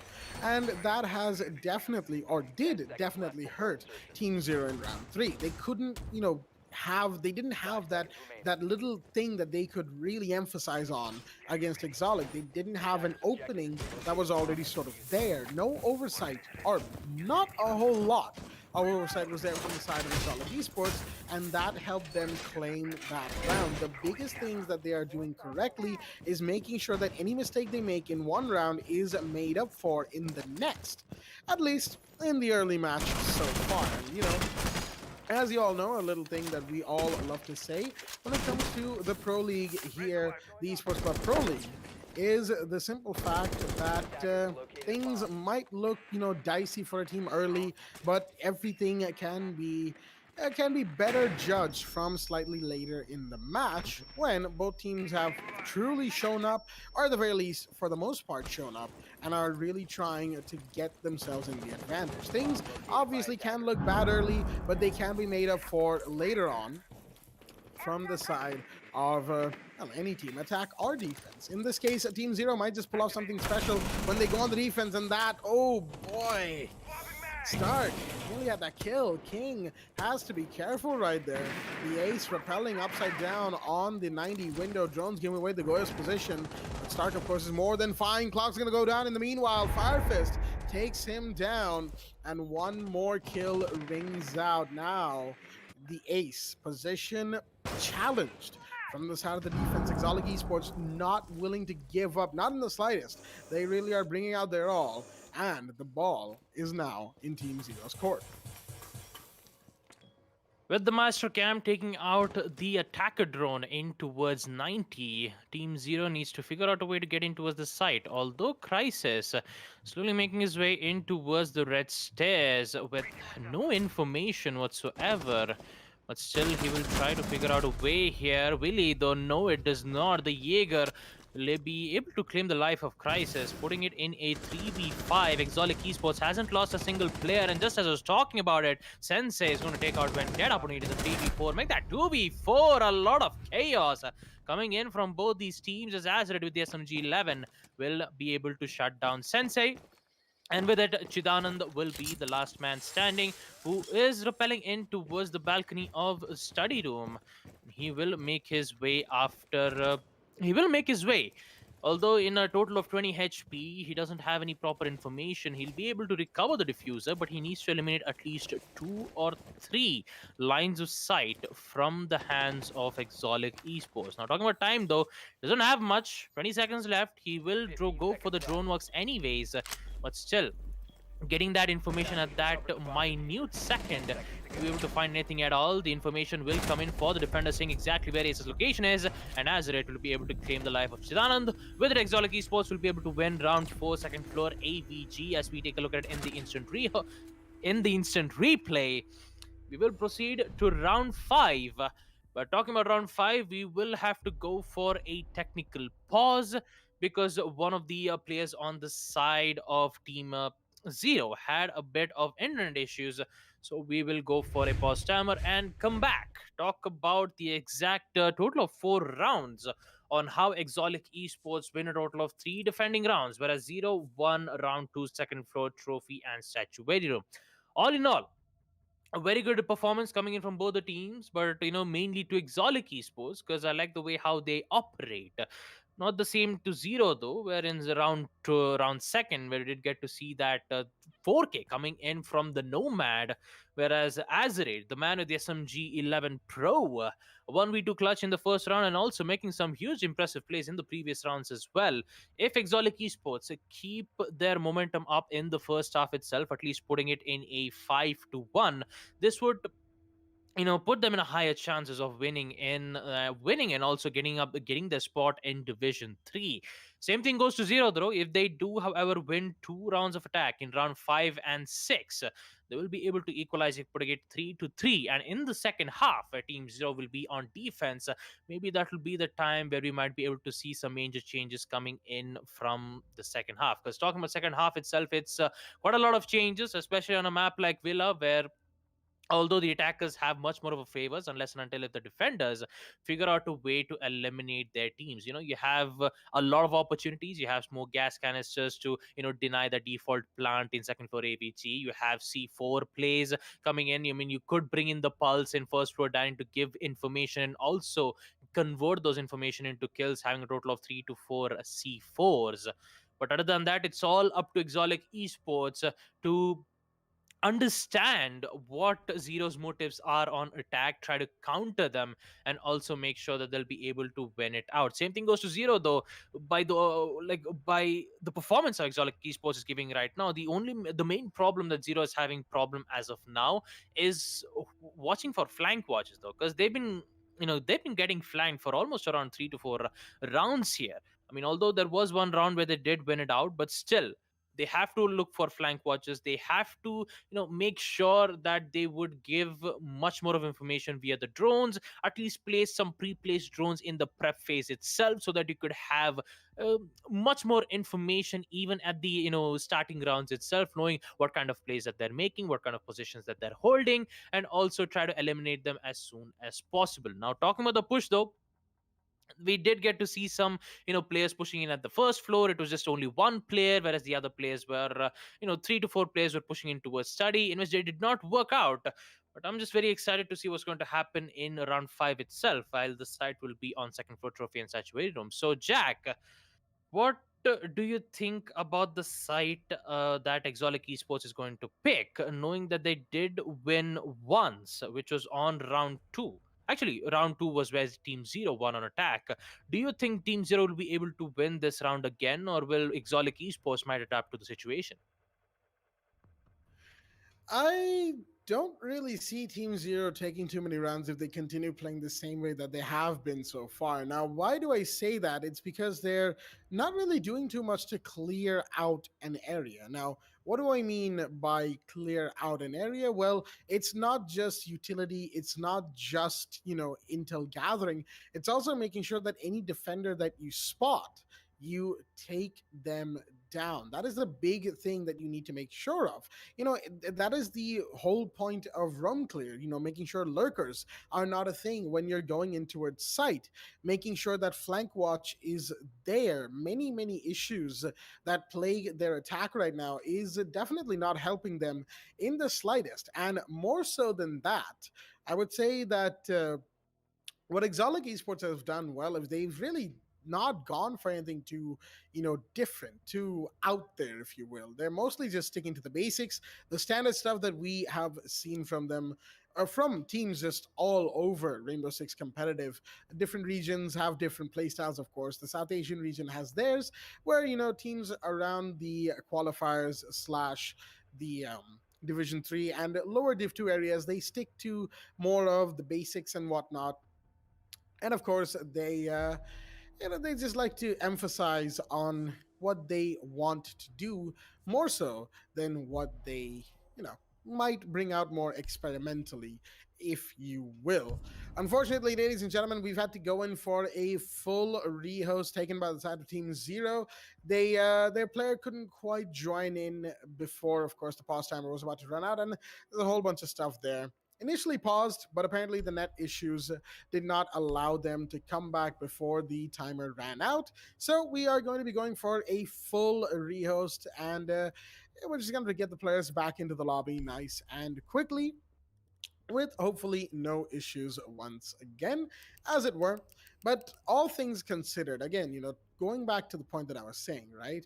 Exotic Esports, when they stuck to the basics, and really the only thing that defines them as a team outside of being standard is the simple fact that, excuse me right there, the simple fact that they like to be aggressive, but they know that they don't have to be all the time.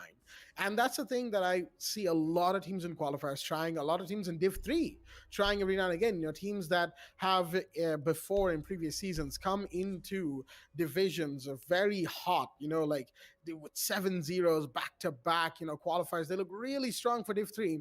They come in and suddenly, like a firework, they were there initially, and now they just kind of sputter out of existence, if you will. One example that comes to mind, and it's an example that we have effectively beaten to death and beyond, is the example of Save Esports. Back in the early seasons of the league, I know that one of our admin Percy was part of Save Esports at the time. I believe admin Darkside was as well. How times change. It's, as I say, it's a small world.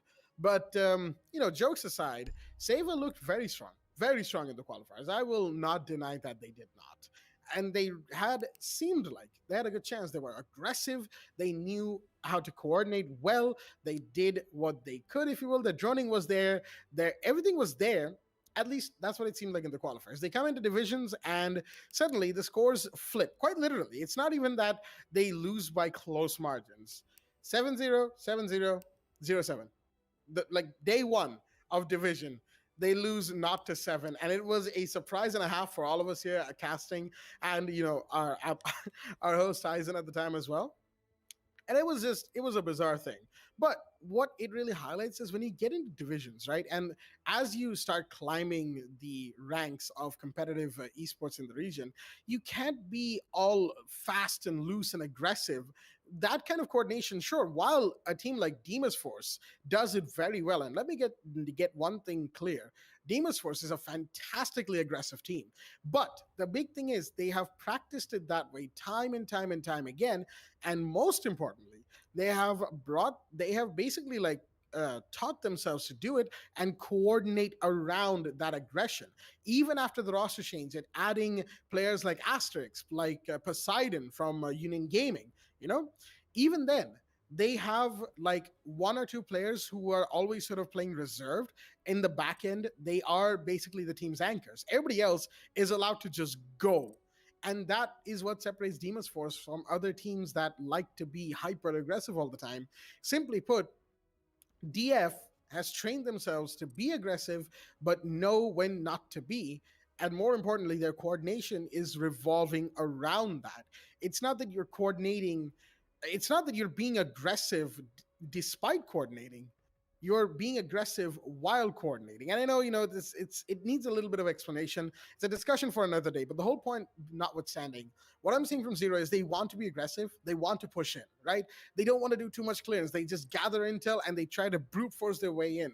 More often than not, with multiple operators from the same choke point, they sometimes get their hard breach done, sometimes they don't. Sometimes they expose themselves on odd angles due to poor positioning, sometimes they get the kill from said positioning. But the issue is, as soon as they push into side, they are read into like a book. And Exotic Esports knows what to expect at this point. That is exactly why I don't see Team Zero. Should they continue playing this way, I don't see them winning more rounds from this point out. And while that might be a little bit of a harsh conclusion to come to for some of our viewers on stream, it's just the simple fact that looking at the situation from our perspective, an outsider's perspective, we don't know how Team Zero is coordinating, right? We don't have their comms, neither do we have Exolic's comms. We can merely make assumptions based on what we are seeing in front of our eyes, right? The kind of coordination we're seeing. And from Team Zero, I'm just not seeing it. I apologize to Team Zero should they come back to watch this in future. For reference, regardless of what the result of tonight is, I do apologize right now to Team Zero if I'm being too harsh right now, but I just don't see it yet, especially compared to Exotic. Exotic is doing what they can. They're adapting, they're doing everything that they need to do, and they are just sticking to the basics and being only being aggressive when they know they have advantage. One exception was when you had the Wamai on Astronomy in round 2, very much face-to-face Pika Blackbeard. You don't see that too often. He won that gunfight, but you don't see that happening again and again. They're taking advantage as soon as they know they can take the advantage. That is the big thing about Exotic Esports. And we're going to see if they do more of that or if Team Zero adapts and changes the way that they are playing going into round 5. That is right, ladies and gentlemen. The match is live once again, resuming on your screens right here, right now. Round 5, second floor trophy and statuary room is underway. Well, talking about round 5 itself, the site being on second floor trophy and statuary room, we just have to keep that in mind that in the ban phase, Exotic Esports made a decision to ban the Zofia, which would mean that Jackal is still available to play, Blackbeard is still available to play, and of course, the entire hard breach operators are available for Team Zero to make their play. If they use these certain operators to give them a bit of an edge, maybe we might see Zero make a good comeback, knowing that they still have 2 more rounds in the first half, and just how Jack explained on how aggressive Team Zero can be. They just need to, think for a bit and maybe try to change their strategies here. Maybe they might, maybe they don't, we might be able to see that happen. But talking about the Nomad air jabs, I believe there was a bit of an air jab. We didn't get to see most of the air jab being placed at the flank routes, and I have absolutely zero idea on where Nomad might be able to place her air jabs since the site is on second floor statuary and trophy. Knowing that she would push in towards the master bedroom, the only place that she could be placing it be in towards the bathroom side or at the bedroom side. But for now, let's see what's going to happen with the action phase coming into play. Stark sprinting his way into happiness. Actually, no, he's just going to fall back with the Jaeger, and also being made a rotation in towards Vault. Looks like the attackers have already started holding an angle in towards the trophy window. Now, talking about Zero already having that main advantage, and Jaeger went in for the drone. Actually, went in for the cams, whereas the drone will be able to spot where exactly the Jaeger's location is. Netta needs to be careful, and so does Azret, who gets spotted, but he'll be able to take out the drones, minimizing the information given from the attackers here. Still talking about the information game, they'll be able to find exactly where the Maestro's cam is. The only thing is, how will they proceed? Will they use the sledgehammer to take it out? Will they use the ace, actually, with the Ash's breach charge? I mean, looks like they'll be able to use that to try to take out the Maestro cam, which in fact wouldn't be much of a problem. Only problem is, what will it happen when they start opening up the walls on towards statuary room? Will we see an impact trick from the Gomai, or will we see something other than that? Knowing that there's another Maestro cam in towards the statuary room, and still the Ace Selma Breach charge will succeed opening up the wall and also making up an entry / an angle from that specific direction. Clog, on the other hand, will be in towards library, will also make his way from the main stairs and also try to distract the attackers holding in towards the site. And Stark really needs to be careful here because Clog is slowly making his way, and that he'll win that gunfight, taking out Stark, putting it in a 5v4. He needs to be careful of Jaeger, who is still holding an angle in towards the AVG, whereas Chidanand will get his frag, taking out Firefest. Putting in a 5v3, that's 2 operators. The Bandit with the C4 and the Maestro with a total of 2 cams taken care of. But here comes Jaeger, patiently waiting for Clog to make his play, and he will succeed. Taking out 1 player, but still talking about the man count advantage, still in favor of Team Zero, whereas Chidan gets 1 more, gets another one in the hands of Ash, putting it in a 1v4 situation. Make that 3v1 as GTWH is still alive, making his play in towards Astronomy Room. Looks like he's gonna get shut down from none other than Sensei himself. Team Zero will not back down. They'll be able to win round 5 second floor trophy and Statuary Room, and with it we'll be able to proceed to round 6, the first half finale, as I like to call it, round 6, where the site for Team Exotic Esports to defend will be on first floor dining and kitchen. Now, if Team Zero wins this one round, they'll be able to equalize it, putting it 3-3, and also in the second half, since they will be the one on defense, they will have the higher chance to have that win conversion. Unless and until if Exotic Esports figures out a way to cancel their defense strategies in the second half. But for now, round 6 will commence. The side first floor dining and kitchen. Let's see what's going to happen. Interestingly enough, in that rehost segment, we talked a lot about how Team Zero likes to be aggressive without doing enough clearance, if you will. That round, we saw a little bit of a change from Team Zero. Sending out Jackal, Clog. Again, the fact that Jackal is actually in play, I like that. He's unbanned, and using him makes a lot of sense. He's an operator who favors slightly aggressive roam clear tactics. An operator made for roam clear, but even on-site entry, he can be powerful. Tracking footprints is a very powerful thing in Rainbow Six because it is actively giving away the location of Exolic's defenders. That's the reason Jackal gets banned as much as he does. Of course, Thatcher still takes the cake for being the most banned operator in the entirety of competitive Rainbow Six, but that's besides the point. In this situation, excuse me right there, Jackal having a high ban rate of his own is primarily because that footprint tracking ability is really good for a lot of purposes. It's actually a lot more versatile than I've seen people talk about. And, that gives him a lot of room to work with. I don't know if, of course, Clog used all of that versatility or the utility that Jackal brings to find his first kill, but even then, he was able to take the first one fairly well. And while he got taken down, it was still fairly good roam clear because it stalled Vendetta, the Jaeger, who was also out on the roam. His teammate went down, so he had to refrag. He stayed around instead of being allowed to go back towards site to make things better for Exotic Esports there, because on the other hand, you had King Chidanand going in, the ace that is, sticking around in Master Bedroom, using those long lines of sight and his ACOG, well, I say ACOG, it's a 2.0 zoom scope, against the attackers to good advantage. That is the kind of stuff I wanted to see from Team Zero right off the bat, and it just so happened to be Trophy Statuary, the site that they have won before, so they're going 2 for 2 when it comes to winning Trophy Statuary. But in the meanwhile, other sites have been taken by Exotic so far. Right now, once again, you can see it's a 3-2 push, 2 towards that pantry stairs area, and 3 towards laundry. Now, I don't necessarily agree with the laundry idea, but if the pantry push comes in, then it could be huge. Exotic, I don't think are prepared for this. Clog's going to take a lot of damage. Azure gets taken down in the meanwhile, as Stark's going to find Clog. A couple of kills going out. Now at the minute 15 mark, as Keo finds another. That's his double to find DTWH. And now they're pushing in. You have Sensei taking another one. That's the reason you have these hard breaches and utility clearance phases of a map. As Stark's gonna find one more Keo to go down. That's the 3 versus 2 crisis. Trying to get into Memorial. Oh no, that's his teammate that is just one-tapped, and the Goya will take him down. 1v2, and a mistake that was absolutely not required is gonna leave King Chidan in the last man standing position given away. Trying to get out of there, but he can't. Stark will take the kill. Not like that, ladies and gentlemen. That is all I have to say. Everything was going so well.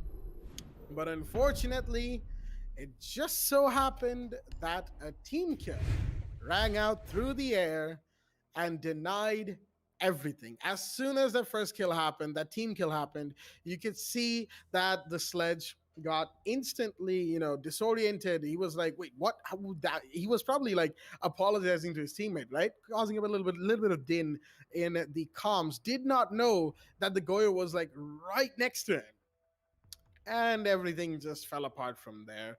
Really unfortunate for the side of Team Zero. I really like the adaptations they were making, but unfortunately for them, Exolic will take away one more round. 4-2 is the scoreline, and we've had to go for a bit of a pause right here, primarily because there seems to have been a little bit of a disconnection coming in from the side of Team Zero once again, and we are just you know, we're just making sure that they get their player back in nice and quickly.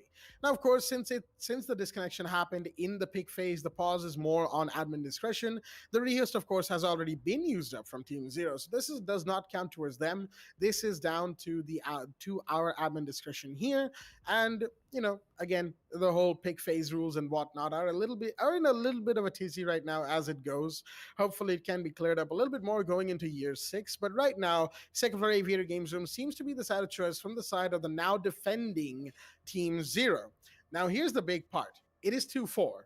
2-4 in favor of EXL as an Exotic Esports. Team Zero are in the disadvantage right now, and they will have to work very, very hard to get this round for themselves. A couple of rounds, for that matter. And in those couple of rounds, Exotic Esports could very well take away their own 2 rounds, put themselves on the match point.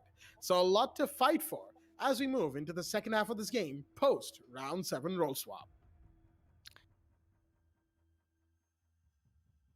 Yeah, round 7.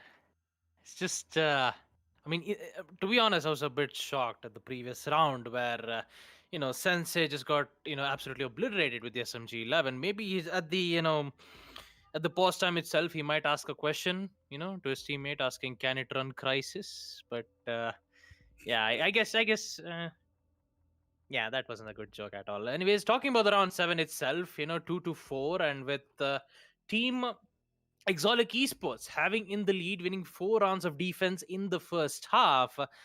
The only difference is with the second half coming in play, Team Zero will be the one on defense. Looks like Team Zero will be we get to see how well that they are coordinating in the side of attack. They just need a bit of loose ends that they need to fix it a bit. Other than that, the attack coordinations work better, even to be honest, at the round 5th itself. But yeah, talking about second half, we'll be able to see how well Zero is going to be defending. And talking about the first defense, it's going to be on second floor AVG. Now, talking about the defenders picks here, we might be able to see a lot of trap operators being brought up because talking about Exotic Esports' attack itself, I I don't have much more of information on how these two teams work. Yes, knowing that we did get to see Exotic Esports in the previous qualifiers phase of season 2, 3, and 4. Now this is season 5. Exotic Esports are still trying to make their way and also try to get that spot in Division 3. They're going to make sure that they would get that spot as best as possible. Same goes to Team Zero, though, where they're also trying their way to get to the spot on Division 3. Both of them are trying their best, but unfortunately, only one of them will get that spot. Who will it be? Is it going to be Exotic Esports, or is it going to be Team Zero?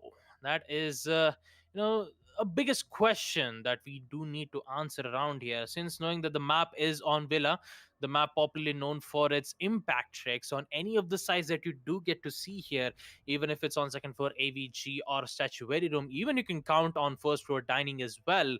We don't get to see a lot of impact tricks being made, but instead we will see a lot of denial utilities like the C4s or maybe a smoke gas canisters to work out with. That's exactly how Villa works, and most of the time the attackers have a higher chances of winning on the site of first floor dining room slash kitchen.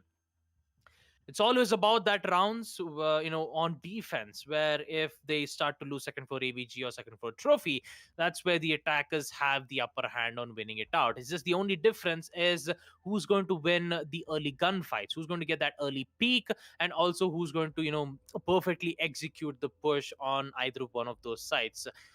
Other than that, I have nothing else more to say. We're just waiting for Team Zero for their team to come back. Unless if not, then maybe we just need to figure something else. So yeah, other than that, Jack, what are your thoughts on the next match that we're going to see? Team Namak going up against Ground 9 Esports.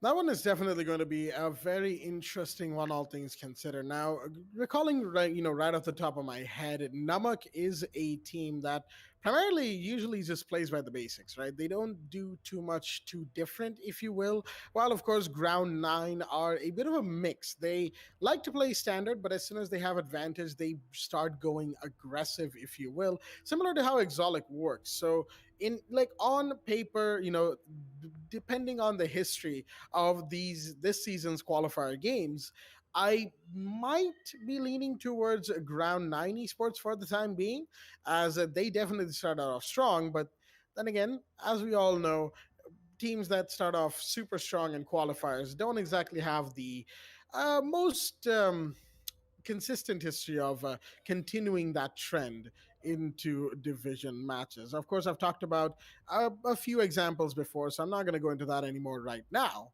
But all things considered, do excuse me for that right there.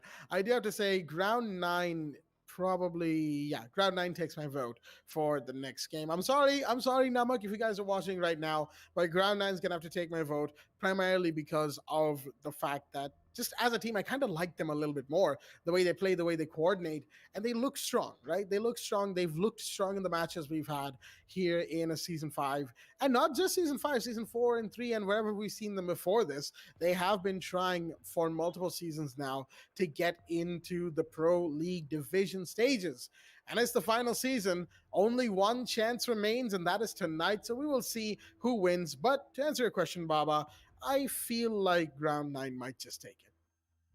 All right, since you're going for Ground 9, I'm going to go for Namak since you've picked the team, and also it has the word, it also has the word salt on it, because, who knows, maybe in the next match we might be able to see some, players applying salt to burnt areas. But yeah, other than that, I'm very excited for Div 3 to happen here. Talking about Zendaya fan club who did succeeded getting their spot in Division 3. Just very excited to know what's going to happen after these rounds, and also we will be able to we will be able to know what's going to happen about the last match, which would be the last match of offline match. I believe that was a D3 Space versus the Volcanic Edge. I believe that is the last offline match that we're going to see. But other than that, I'm just trying to get these information here of the recent Div 2 and Div 3 matches here. Now, talking about UG though, I did hear I did hear a news that Jora is going to be in Union Gaming, a very interesting one, because I'm just very concern about Team Monka S, since Jora has been changed his roster from UG. What's going to happen on UG? Will we see some of the teams being benched, or will we see Monka S bring some other players here? And talking about UG though, talking about the entire team in particular, I still remember their first team name used to be called as Mammoth Gaming way back. It was not Mammoth Gaming. I still remember way back when they used to win a lot of tournaments back then. But like for the first time when I did cast for the previous year, I still remember the entire team of Union Gaming as Mammoth Gaming at that time, where you had Sparko, J3, EX7, and Jora at that time, where they were in the Hyderabad, the Hyderabad event, in which unfortunately didn't bode well, because Vector Sports were the one who did made that huge major upset against Club Jeevan. Currently it is UG as of now. Talking about UG's main weakness here, we all know what UG's main weakness is. It's basically endurance. They couldn't endure a total of 5 matches all together against the same team, because most of the time they I believe they get tired out at literally at the at the last map itself, trying to understand what's going on, and then they just starts to fall down. So hopefully in these next tournaments, or even on this league itself, we'll be able to see Union Gaming strengthening their weakness. And talking about Division 2 though, just trying to get that information as to who are those three players who did get their way. So yeah, so Jack, what are your thoughts on Division 1, 2, and 3 matches that are going to see in the fifth season? Honestly, I have to say Div 1 and Div 2 are probably the ones that are the most exciting for me this season for for obvious reasons, but we'll talk about that a little bit later, ladies and gentlemen. A little unfortunate news: we are going back live with the match. Do not worry, the match is still going live, but Team Zero's pause has run out, as in they can no longer have any extension of time, because the pause timer, of course, it's got a default timer of 10 minutes, and host on the host end, it is not adjustable, it's hard coded into the game. So of course the timers run out, the player has not joined back in, and Team Zero do not have a rehost. That is right, this pause that we gave them was an admin discretion pause, not a Team Zero pause. Their pause rehost has been used up, and we are going to have to go back to the live right now in a 4 versus 5 situation. I know that we all hate to see it, so do we here at the Esports Club, us as casters and our match admin, but there's only so much we can do, seeing as, of course, the pause has been given, the rehost was given as well. Team Zero does not have any more of those resources remaining in this match, in this encounter.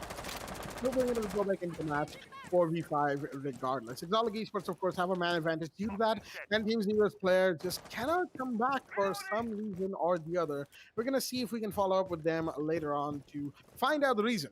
But right now, round 7 is underway. Exotic on the attack, Zero on the defense, and we already might have a first kill coming out. Vendetta, he uses Jackal, of course, but he doesn't know that the Jaeger's there. No scans coming out, and that's going to be a huge first kill. Sensei starting things off strong, taking a first kill, a little bit of damage done to him. Crisis position given away, but of course he was probably the distraction. Now Sensei's position is being given away as well via drone. Then he's got to be careful. There's somebody right on the other side of that wall, but no, he's going to find the ace instead. Huge drop with diffuser in hand, and it looks like Exotic Esports did get just a little bit too far ahead of themselves. Trying to find the Jaeger. It's going to be DTWH taking a ton of damage, and you still have the smoke on the other side that you have to be very worried for. SMG comes out from Crisis, finds Fire Fist, and now all of a sudden, it's a 4v2. DTWH is going to go down as well. Fire Fist, the man with the SMG, makes no mistakes, at least in this situation. And Sensei will finish off the final kill. Azray goes down, and Team Zero have a flawless round for themselves. What a round indeed, coming out from the now defensive team, as round 8 will be underway. Well, round 8 is underway, and talking about that previous site though, on second floor AVG, they couldn't even set a they couldn't even set foot in towards the site itself. They had problems to try to contest against Crisis, and also trying to get the control in towards the astronomy room. But still, as we proceed to the next round, the site will be on second floor Trophy. A very interesting site, and also a chance for Team Zero to put this match to overtime. Will it happen though? Even with the 4v5 disadvantage, it is difficult, but it can happen nonetheless. Prep phase will come in. The defenders have started making up their prep work, the reinforcements, and also the Frost, bringing in the Frost mats. Placed it in the windows of the bedroom side. Now you have a total of 2 trap operators, and you have 1 information denial, which should be the mute jammers, and also the ADS to make sure that any of those nades wouldn't come in play. Although most of the time you do see Stark, playing as the ace, might be able to throw his ace Sunma Breach charge right from the windows of the master bedroom through towards the statuary wall. This can be denied if they place an ADS right from that specific spot to counter those hard breach. If they counter those hard breach, that would, have less amount of chances for Exotic Esports to open up that wall. and that's exactly what they want. That's exactly what they want to do, but they would prefer to try to catch utilities rather than trying to catch those hard breach utilities as of now. With it, the astronomy window will open, forcing Chidanand to be in towards the master bathroom, and so does Clog, who will man to hold both the astronomy as well as second floor trophy. Christ, on the other hand, will man the roaming duty with the SMG 11 in hand, roaming in towards second floor AVG with the help of the Jaeger as well. The Ace, interesting enough, decides to use the Ace Selma Breach Charge to open up the wall in towards master bedroom, but actually the master bathroom, but instead they're just going to search out for any utilities. Talking about utilities, Chidan on the beautiful angle will be able to take out Stark. I believe that was a one tap, taking out Ace. That would deny any hard breach coming in on the side of Exotic Esports, but instant refrag will come in from Vendetta, taking out Chidanan though. But talking about this huge opportunity here, Team Zero taking out Stark at the early round itself would give Zero a chance to just hold the pushes coming in from the doorways rather than focusing their position in towards the open wall, which it will not happen because they took out the Ace. But Azred, on the other hand, will use the C4 to take out Crisis to make sure that any of those runouts would not happen. And looks like Zero is in a very tough spot here. 2v4. Both of them still in nearby towards the site. They still need to figure out a way, or at least try to eliminate one or two players pushing in from this exact spot. They know what kind of pushes that they're going to make. They just needs to be worried about these refrags. If they do not get those refrags, if Exotic Esports doesn't get those refrags, then that means Team Zero has the opportunity to make this recovery happen. Definitely the recovery is possible given that it's a 4v3, but now Sensei's taking a ton of damage with this position given away. He still wants to take this gunfight. He knows that it's all on him and Clog. Both of them are towards, of course, Statuary. Clog playing around that Astro door, and of course Sensei peeking the main landing door, but the Jackal scan will come in, and a down and a kill. Fire Fist takes both. And that will be another round going the way of Exotic Esports. They did not let that first kill get to them, even if the reinforced wall is not opened. It doesn't matter to them. They'll push through bathroom and then towards Statuary and Astronomy as and when required into Trophy. And that, of course, has put the side of Team Zero on an even bigger disadvantage. 5-3 is the scoreline. One round away for EXL to get into match point. Seems like they've reined in that aggression that they showed the previous round, knowing that Team Zero, it doesn't really have much of a choice other than to try and be crafty about this, to be very, outsmarting the enemy team, if you will. That's what they need to do. And that's what Exotic seems to have figured out. So it's going to be, again, a little bit more interesting, but Team Zero is definitely feeling that fifth loss in this situation. And there's only so much we could have done. We tried, our admins tried to give them the benefit of the doubt. We had the Rios, we had the pause, everything all the way to its limits. But rules are rules, ladies and gentlemen. And I can only say this as, of course, a caster in this situation. I'm only updating you guys when we get the information. But at the end of the day, there's only so much we can do. And the rules, they have to be upheld after all. Team Zero are currently at a bit of a disadvantage, 3-5 in the scoreline. They've gone back towards Trophy and Statuary, as Exotic are looking to get match point. Well, one more round for Exotic Esports, and looks like Cure will be back for Team Zero to join in, and hopefully he'll just be giving information here for Team Zero as of now. But talking about the attackers though, they are 2 rounds away to get this win against Team Zero and also get that spot on Div 3. Looks like they have a lot of ways to go here, especially for Team Zero. They're losing the site on second floor trophy and saturated room. They're back in that site again. And now the main problem arises for the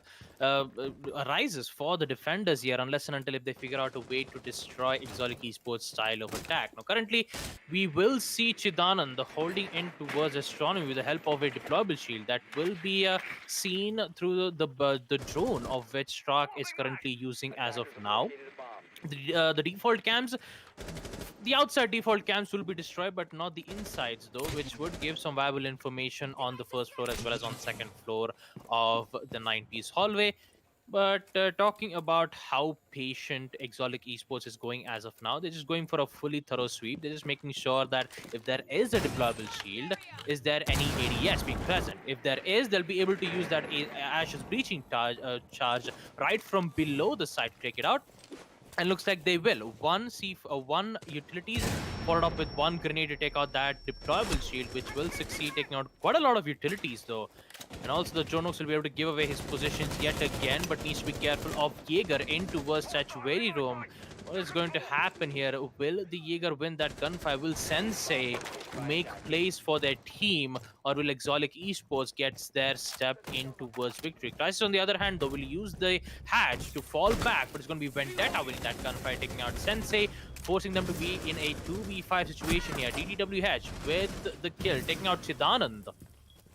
And with it, a lot of problem arises on the side of Team Zero, knowing that there's only 2 players remain. The attackers have already gained control of towards the side, whereas Crisis C4 will come in, gain 1 kill. DTW Hatch takes out Crisis, but at what cost?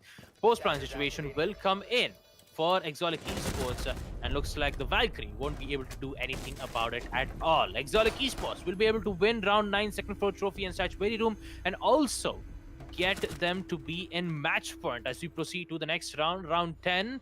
And with the action, with the instant replay coming to an end, we will proceed to round 10.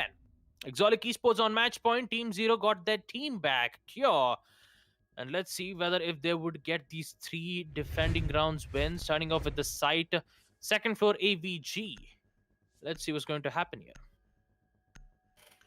The main issue with everything that we are seeing right now from the side of Team Zero is, excuse me, there is simply the fact that the side of their team really just isn't able to hold up in this situation, and it's really unfortunate.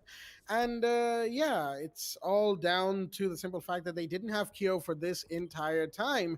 Now, unfortunately, Kyo has come back, but what we're seeing is a little bit of an issue.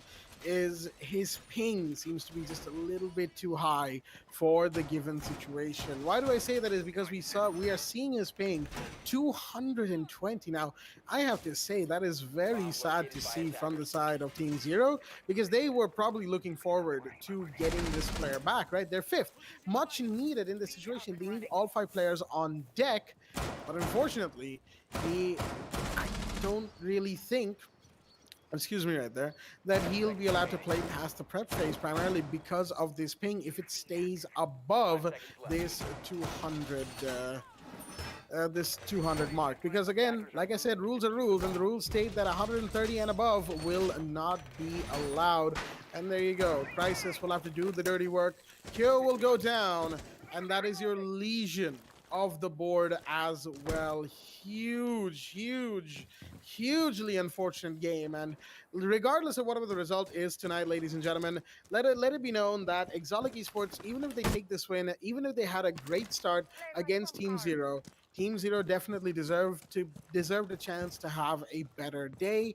It's just some things are out of us as players, as casters, as hosts' control. You know, internets can be bad sometimes, or power can go out. There's many things that go wrong in the South Asian region. It's like we are, after all, one of those regions, as they say, a developing one, all in all. So my heart goes out to Team Zero, but at the end of the day, the cold hard facts, well, they won't really care too much. Exotic Esports on match point, 4 versus 5 Vendetta. Oh boy, nearly getting his head taken out, but he will go back and find Crisis. Can he find a second? Yes, he does. There was somebody else shooting at him, and that was Azray to take that other kill. Well, not the other kill, excuse me. The damage was done, and Vendetta managed to take the kill nice and quickly, nick it before before too much damage could be done. Stark, in the meanwhile, gonna use his summer reach to open up that soft wall as Fireface finds Sensei, but a first kill will be taken, and instant refrag from Vendetta. Stark was the one to go down to King Chidanand, and of course, the excuse me, refrag was taken by the sledge, nice and quickly. And with that, ladies and gentlemen, that is it. The first match has been taken care of, done and dusted. Exotic Esports will be your winners here on the map of Villa 7-3. And Team Zero, unfortunate. Better luck next time, as they say. But I do have to say, they definitely deserved a better chance to state their claim, if you will. It could have been a lot better, but again, like I said, there's just a whole bunch of stuff that goes in the background, and a whole bunch of factors that are really not in our control, especially immediately. So while my heart does go out to them, congratulations to Exotic Esports. They will join Zendetta Fan Club, ZFC, in a Division 3 post tonight. Two teams have been decided, but of course we aren't quite done with the match that we just had between excuse me out there. I had to take a bit of a pause between Team Zero and Exotic Esports. We aren't quite done. Why? Because there's a little bit of a thing we do called Relive the Moment, where we talk about the match that we just had, and it'll be going live on your screens right now. We talk about the ups and downs, the pros and cons of both teams. And I believe in this situation, none better than Baba Gusta is best suited to take us through it. Baba, take it away. Baba, your mic is muted. I almost forgot to unmute my mic here, but yeah, talking about it, relive the moment. Talking about Team Zero's line of attack in the first half. We'd get to see them making some impressive plays, winning at least 2 round wins on second floor trophy and statuary room. Unfortunately, couldn't get the win on other sites on dining and aviator room. And talking about the attack coordination, though, Zero might have to work a bit. But talking about the defensive phase, though, it was proper. Unfortunately, with that 4v5 situation, they couldn't do anything about it. It's just a bad day. I mean, I do have to, I feel bad for Zero not being able to be with their full team. But I mean, we've tried our best. We actually did give them time for them to arrive, but unfortunately, there's nothing much we could have done at the moment. Exotic Esports, on the other hand, though, very impressive performance, especially from Azerate. The SMG 11 man proved to be quite efficient with making a good amount of kills, and also quite impressive kills on the other hand as well. And talking about Vendetta, though, he was also the one making some great plays as well. It's just that Team Zero couldn't try to compete against the numerous amount of man counts that they had to go with. But yeah, talking about it, it was a pretty short match, although the rehost was quite a lot. But still, in the end, it's going to be 7-3 in favor of Exotic Esports. Congratulations to Exotic Esports. They will get a spot on Division 3. Ladies and gentlemen, we still have one last match to go. It's going to be Team Namak going up against Team Ground 9 Esports. Very excited for this last match as well. The last match for the qualifiers phase, to see who's going to be getting that sweet spot of Division 3. But for now, we're just going to take a small break and be right back with the last match.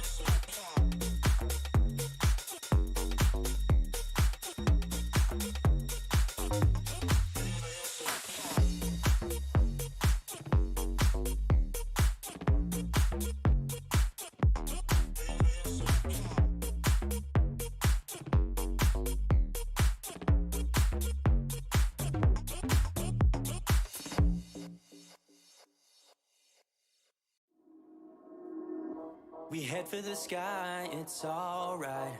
Our wings wouldn't fly, it's alright. If we are crashing down again, pieces of love, it's alright. Scattered in mud, it's alright. You're giving me a lie again. And tell me what you want, this time I won't take it to the heart. Cause I know we won't make it out, I've heard it all before. Yeah, tell me what you want, let me hear that I'm the only one. You know that we won't make it out, we've heard it all before. It's alright. It's alright. It's alright. It's alright. It's alright, so let's move on. It's alright, so let's move on. It's alright, so let's move on. It's alright, so let's move on. It's alright, so let's move on. It's alright, so let's move on. It's alright, so let's move on. It's alright, so let's move on. We head for the sky, it's alright. Our wings wouldn't fly, it's alright. If we are crashing down again, pieces of love, it's alright. Scattered in mud, it's alright. You're giving me a lie again. And tell me what you want, this time I won't take it to the heart. Cause I know we won't make it out, I've heard it all before. Yeah, tell me what you want, let me hear that I'm the only one. You know that we won't make it out, we've heard it all before. It's alright. Hey. It's alright. Hey. It's alright. It's alright. It's alright, so let's move on. It's alright, so let's move on. It's alright, so let's move on. It's alright, so let's move on. It's alright, so let's move on. It's alright, so let's move on. It's alright, so let's move on. It's alright, so let's move on. Alright, so let's move on.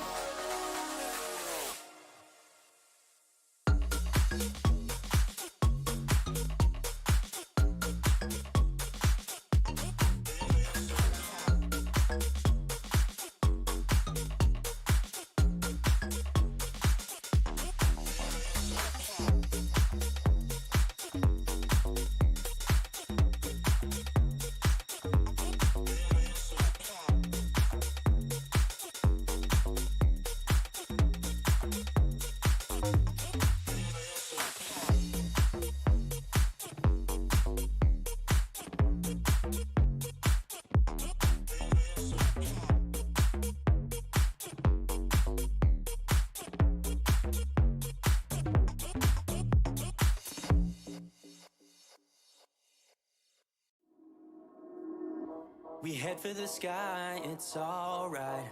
Our wings wouldn't fly, it's alright. If we are crashing down again, pieces of love, it's alright. Scattered in mud, it's alright. You're giving me a lie again.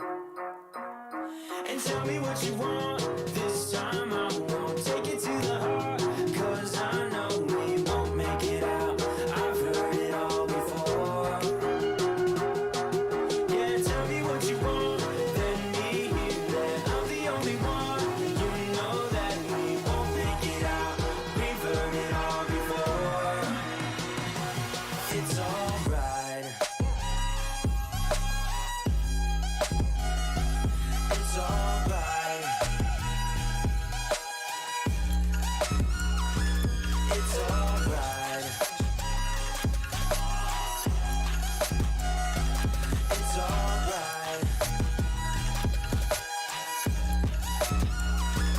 It's alright, so let's move on. It's alright, so let's move on. It's alright, so let's move on. It's alright, so let's move on. It's alright, so let's move on. It's alright, so let's move on. It's alright, so let's move on. It's alright, so let's move on. We head for the sky, it's alright. Our wings wouldn't fly, it's alright. If we are crashing down again, pieces of love, it's alright. Scattered in mud, it's alright. You're giving me a lie again. And tell me what you want, this time I won't take it to the heart. Cause I know we won't make it out, I've heard it all before. Yeah, tell me what you want, let me hear that I'm the only one. You know that we won't make it out, we've heard it all before. It's alright. Hey. It's alright. Hey. It's alright. It's alright. It's alright, so let's move on. It's alright, so let's move on. It's alright, so let's move on.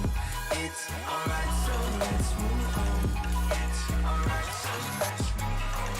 It's alright, so let's move on. It's alright, so let's move on. It's alright, so let's move on. Alright, so let's move on.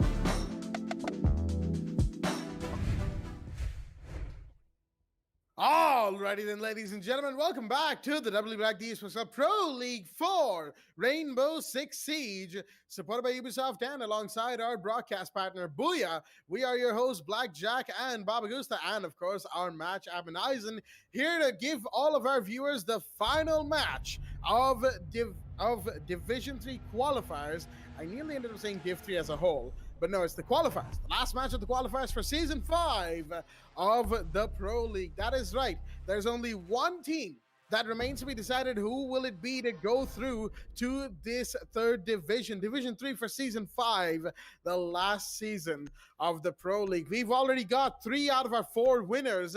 ZFC as in Zendaya Fan Club, Exotic Esports, and D3 Space are the ones going through to Division 3. And now only one team remains, and 2 teams are fighting for that spot, Ground 9 Esports and Team Namak.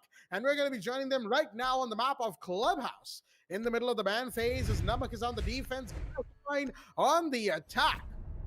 And of course, it should be no surprises whatsoever that Thatcher and Maverick are the first 2 bans from both Namak and Ground 9, respectively. We've seen these bans come out time and time again from teams playing on Clubhouse, and there we go. The Kaid ban will follow it up nice and quickly.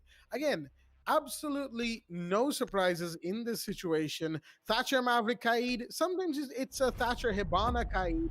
But the point still stands, you know?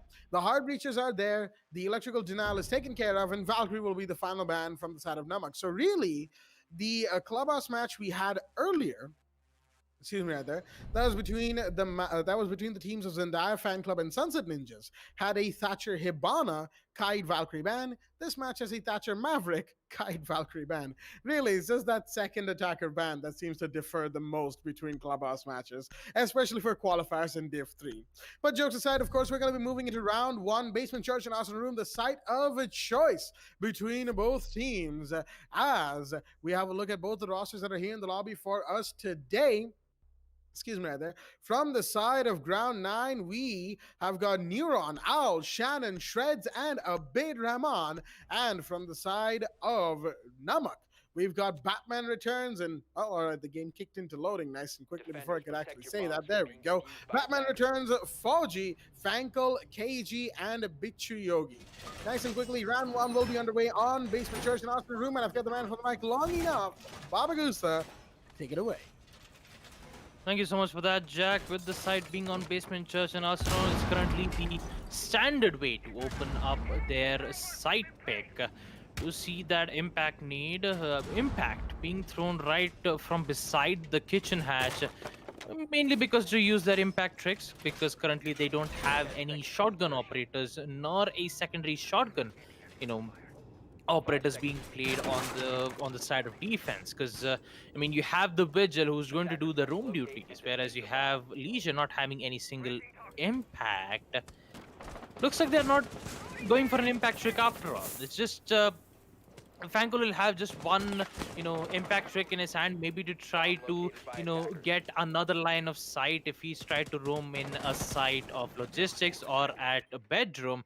But I believe he's not going to do that at all. He's just decide to just stay in sight. And I believe Team Namak has made a decision to not go for any roam plays, but decide to just hold on site instead. So an anchor site which involves Vigil, not roaming, and staying in sight.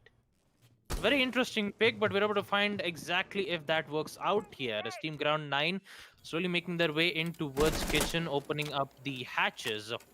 I mean, the respective hatches. You have the kitchen hatch, you have the bar hatch. Interestingly enough, the Legion Boom Mine will struck to Fankel's leg, unfortunately putting him to 5 damage, whereas Batman Returns takes out Shannon in towards blue. Now, Kaige will be able to deny some major information by taking out the drones, but Fankel, on the other hand, with the SMG-12, will be able to take out Abid Rahman, who was making his way in towards the tunnel, and also they have the huge advantage, as now they have the diffuser on where exactly their location is, but they're not going to see exactly where Neuron's location is. Starts to sprint in with the G8 LMG, taking out 2 players on the side of Team Namak. Will he get the third? Yes, it does. Gets the third, but what happened to the fourth? Echo was on his drones, giving away information.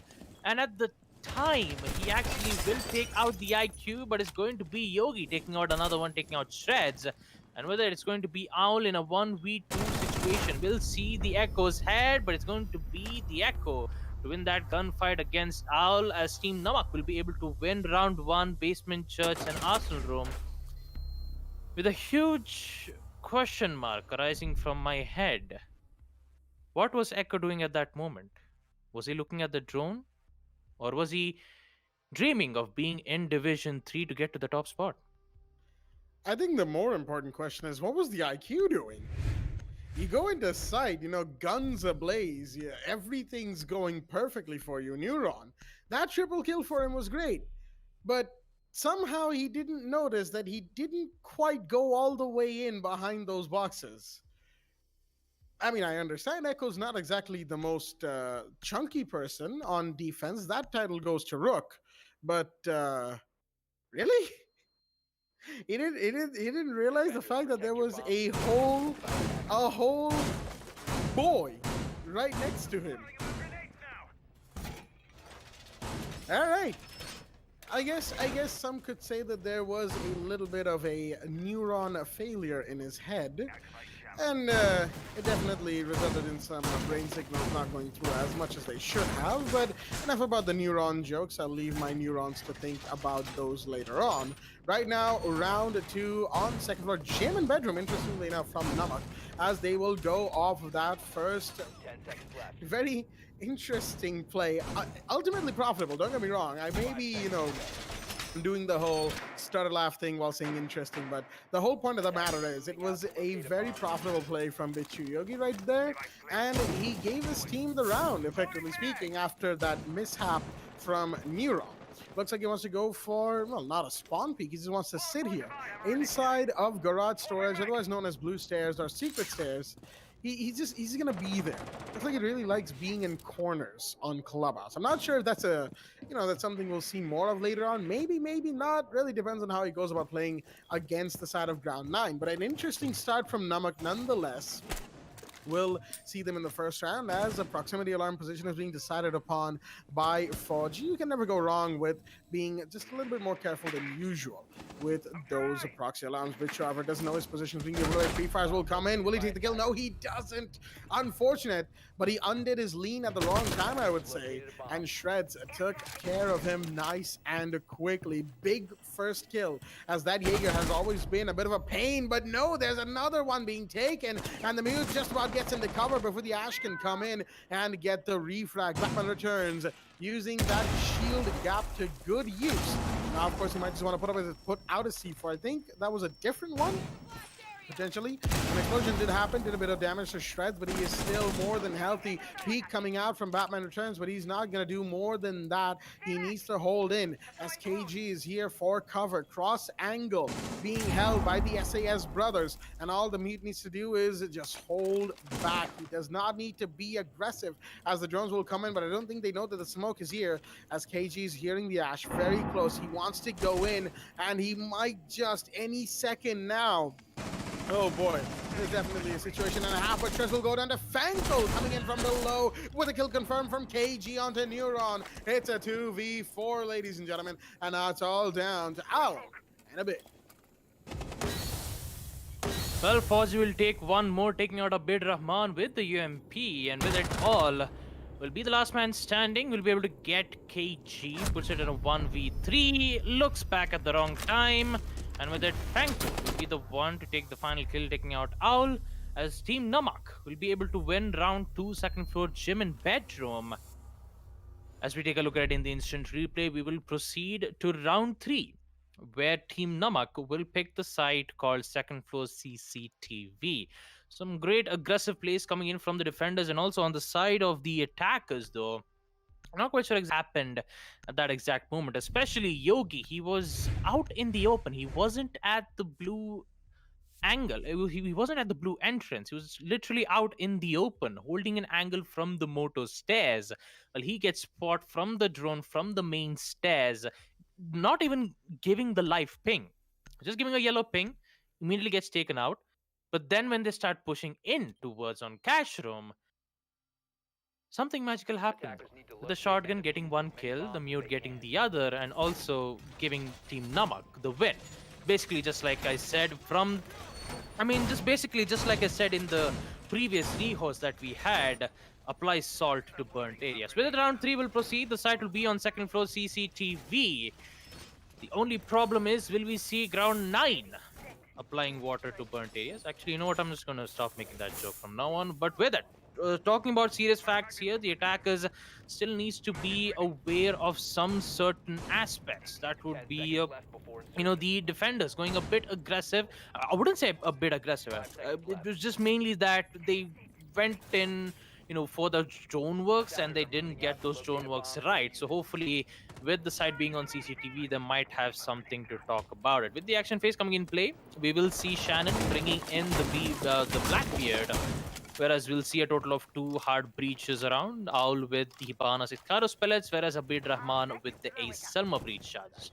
We will hear the Ashes breaching charges being used at a particular location that we do not know of. It will be detonated. Might be just to open up yet another access, but at least, to try to open up a particular wall that we do not know of as yet. Shannon is just going to hold an angle right in from the CCTV window. Just needs to be worried, especially Frankel though. If he does not get it at the right moment, the pre-fire will come in from Batman Returns. He'll be able to deal some major damage to his rifle shield, I believe, from Shannon, which would force him to use his secondary rifle shield. But the drone works will come in, giving them information, and also talking about the positionings from Team Namak. We will only see Yogi still in towards the blue entrance, and looks like Frankel wants to challenge the CCTV hold, which in fact is not a good idea. He will fall back from his trusty deployable shield. But also talking about that push in construction, I hope that Batman Returns will be able to get at least 1 or 2 kills. Frankel, oh boy, not necessarily a good idea at all, whereas Shannon gets 2 kills, Shred gets the other, taking out AG, puts it in a 5v2, gets the control in towards Cash, and with it they will proceed to go in for the plant. Now talking about the plant though, it will get in towards CCTV, whereas Neuron know exactly where one of the location is. Yogi gets one, Shred gets the other, taking out Yogi. And with that, Neuron with the G8 LMG will be able to claim the life of 4G, whereas round 9 will be able to win round 3. Second floor CCTV, that would put ground 9 attack round win in the third round. As we proceed to round 4, the side though for Team Namak, I believe they would go for Basement Church yet again. There you go. Since they did succeed winning Basement Church in round 1, they will pick the same side yet again in round 4. Although the main problem that they have to deal with would be the Blackbeard's rifle shield, and also the way how aggressive Neuron goes. Even on the first round itself, we did get to see how aggressive they did go, and then unfortunately it didn't work out well. I believe he wants to continue that aggression here, even on round 3, where it did succeed. Hopefully in round 4, we might be able to see that same aggressiveness coming in from Ground 9 Esports, unless and until Namak has something to answer for. Well, maybe Namak might have something to answer for that, though I do have to say, first things first, that push, or, well, that attempted aggressive push onto construction was the least advisable thing to do in that situation. They could have done a whole lot of things, Melusi sends out a C4, or maybe a gas grenade or 2 from Fankel, just to hold them off from construction. It was, after all, a 2-pronged push, one from the main wall of CCTV, and the other from that construction area, right? Even if hard breach happens, the most damage that they can do is take out some reinforced walls and maybe a bit of utility here and there if Namak just sat back and held. That is literally what they have to do. And if excuse me there, if this month of February has taught us anything, is that holding is definitely advisable sometimes. That's a reference to some wider events that we won't get into right now. Of course, it's a big discussion. Not the time and place for it, ladies and gentlemen. But I hope that at least some get that reference. But for the time being, the point notwithstanding, Namak, all they needed to do was sit back inside. They had the cover. CCTV has plenty of cover for defenders to sit back and relax in. But, well, unfortunately, that wasn't to be for them. Both Fankel and Batman Returns decided to aggressively peek, and who did they run into if not the Blackbeard? That had to be the least the most unlucky situation to be in that position. And it was really just unfortunate for them all in all. Of course, round 4 is a different site: basement, church, and arsenal room. And it's a site that we have seen Namak take before, although the way they took it was definitely very situational, if you will. I mean, I don't think anybody expected Bichu to just get away from Neuron's line of sight the way he did, just sitting in a corner like that. But even then, there is still a good chance that Namak might be able to take this round, potentially. Fanko, he sees that aggression and he counters with his own big aggression right there from the man. SMG-12 in hand, headshot onto Neuron. That's your IQ taken care of. The big playmaker from the last basement church round is gone, and now a bit might be the next one on the chopping block. Coming down the main stairs, minute 15 on the clock. You have the hatches taken care of, and you still have the Blackbeard in play, so there's plenty of room for Ground 9 to work with. But again, that playmaker is gone, so they're going to play around that fact. Default cams still not destroyed on the side of the attackers, but looks like one of the attackers though is thrown in, and he's gonna get 2 kills from that T5 SMG. KG making his play, gets a triple. Can he get the quad? No, it does not. An instant refrag will come in from none other than Shannon. And with it, he will be the last man standing. He has his trusty rifle shield to do his work. But talking about that numerous amount of damage, I don't think he'll be able to get that major damage at all. The SMG-12 will be able to eliminate Shannon with it, and Namak will be able to win round 4 basement, church, and arsenal room. And with it, we will proceed to round 5 with Team Namak having 3-round lead. As we proceed to round 5, and also with the instant replay coming to an end, we have to go for a tactical pause yet again. Actually, we'll just call it as a pause as of now, because one of the players on the side of Team Ground 9 is unfortunately left, and he will be back, because I mean it's just a connectivity issue in which they have a bit of a problem. You don't have to worry about it. He will be back at the right amount of moment, and he'll be well good enough to make sure that Ground 9 Esports will have some opportunities to win this one out. But for now, talking about Ground 9 Esports style of attack, they've only won 1 attack round, whereas Team Namak has won 3 more defensive rounds. And with it, just like that, Abid Rahman has come in to the lobby and will be able to, ask for the ready option and then be resumed back with the match. Now with it, round 5 will proceed with the site second for CCTV and cash room being the site. And we'll see whether Ground 9 Esports have something to answer for. Oh, they most certainly could, ladies and gentlemen. CCTV and cash room being the side of choice. And like I said, the real reason that the side of Ground 9 took this site a couple of rounds ago is just down to the fact that Namak was just too aggressive in not the best situation. And that's about it, right? Had Batman Returns and Fanko, who was playing the smoke in that round, held back, not been so eager to peek that construction door and run into Blackbeard, things might have been entirely different. They could have used the C4, they could have used those gas canisters. And of course, there needs to be something said about the fact that there was nobody on Garage Catwalk until all the way in the very end. Now, it could be that Garage Catwalk had been already taken over by Ground 9 previously, like the defender on Catwalk was killed and his position taken over. That could have been the case, but it was still, even then, some adaptation was required that we didn't see from Namak. So this round may just be theirs based on that simple fact alone. Now, interestingly enough, Bichu Yogi playing the Bandit already used up his batteries. From the looks of it, I don't think we saw any on main wall. There could have been, I could have just missed it, as looks like he's done all of those Bandit batteries on Garage. Interesting decision from the man, although I will agree that Garage is definitely quite the important area to, make use of, if you will, and to have in your control. I would also say that the main wall of CCTV is another one that you might want to have in your control. Maybe a mute, maybe a Kaid, or actually Kaid's ban, I just remembered. But maybe a mute would also help, as Bichu is going to be spotted inside a bathroom position, given away. Wallbangs might just come in. Position opens, but no, it is the man himself, Shannon the Blackbeard, to take care of the bandit. Unfortunate, as the bandit nearly had him. Look at his health.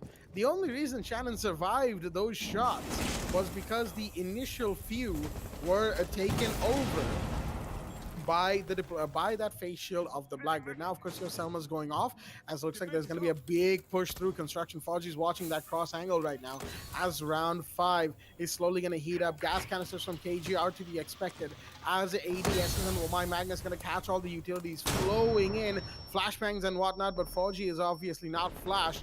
He did still react, but I don't think the sound was enough to give away his position. Owl watching the flank in the meanwhile from that mainstays area. Foggy's got to be careful. I don't think the drones saw him, which is going to be the big advantage, but no, there's already a push in from the Aces. He's going to take down the smoke, 5 versus 3, and the man with the diffuse is already in. A bit's going to go for the plant, and this is huge right now. Foggy hears the plant, but he can't do anything about it to stop it, as it's all being watched, and now it's a post plant. Batman returns, is going to go down. Foggy and Fankel are the last remaining. Foggy takes one, can't quite get the Blackbeard, but didn't get caught by the Blackbeard, right? That's the big thing, as the Womai is going to go for a big rotate out towards that rotation that's been made, but he's going to be down. Fankel is now the last man standing, quite literally, and he will go down to shreds. Looks like CCTV is not going to be the round for, or the site for the side of Namak. And yeah, that's a little unfortunate, as we will see in the instant replay. It was mostly down to gunfights this time around. There wasn't much else to say, and some good bit of droning, I will say, and clearance and whatnot that was being done by the side. Excuse me, right there, by the side of the attacking team. They did well to take those kills and those utilities, and once they were inside a side, there was really nothing that was taking them out of it. A good push and a good take, all things considered. Now that we're headed to second floor gym bedroom on round 6, the real question is, can the side of Namak take one more round on a side that they took so long ago? They haven't attempted gym bedroom in a fair few rounds now. And this round will determine whether or not we go 3-3 going into round 6, or if it'll be 4-2 and Namak might, just might, take an advantage. Well, getting that advantage is exactly what Namak needs. Having that 4-2 score count on the side of defense will give them a huge morale boost. But for now, they just need to make sure that they would, finishing up their prep phases, and in the action phase that they would get those early kills, or maybe try to defend the rounds as best as possible. Talking about ground 9 though, it's just their main focus was at trying to push in towards cash, whereas the site was on the second floor gym bedroom on round 2, where it did not succeed. Ground 9 did try to make some plays, but unfortunately it could not work out well in their favor. Now this time there might be some difference here. We will see Fankel bringing in the bandit and decides to roam. Maybe going for a very deep roam here. Will be going back from the blue stairs, make yet another lines of sight, just to get a beautiful control in towards the garage instead. Now, talking about this, the hold here, it will be similar as of round 2. The only difference is that the attackers here, though, have made a decision to not to go for the push in CCTV, but instead try to go for a push in the gym by opening up the wall in towards the jacuzzi. Now they will succeed opening up the hatches. They won't have any problem, because all they need is a soft breach, in which the Ash would use her breaching charges to open up that hatch, and also for put the entire defense's team's focus in towards the logistics room. Now they have to worry about the gym window, in which they could go for that spawn peek, from that CCTV window to eliminate the Blackbeard, but unfortunately they are thinking of not doing that because they are kind of worried that there might be some of the players in towards the red stairs. That's basically why they're not doing it as of now. Shannon will be able to know exactly where Yogi's location is, will head back at the right moment, but still will be able to deal some major damage. So he will decide to go for an angle. He is about to see one, a beautiful headshot taking out Yogi. Unfortunately, didn't get to expect that there was a Blackbeard holding that specific angle.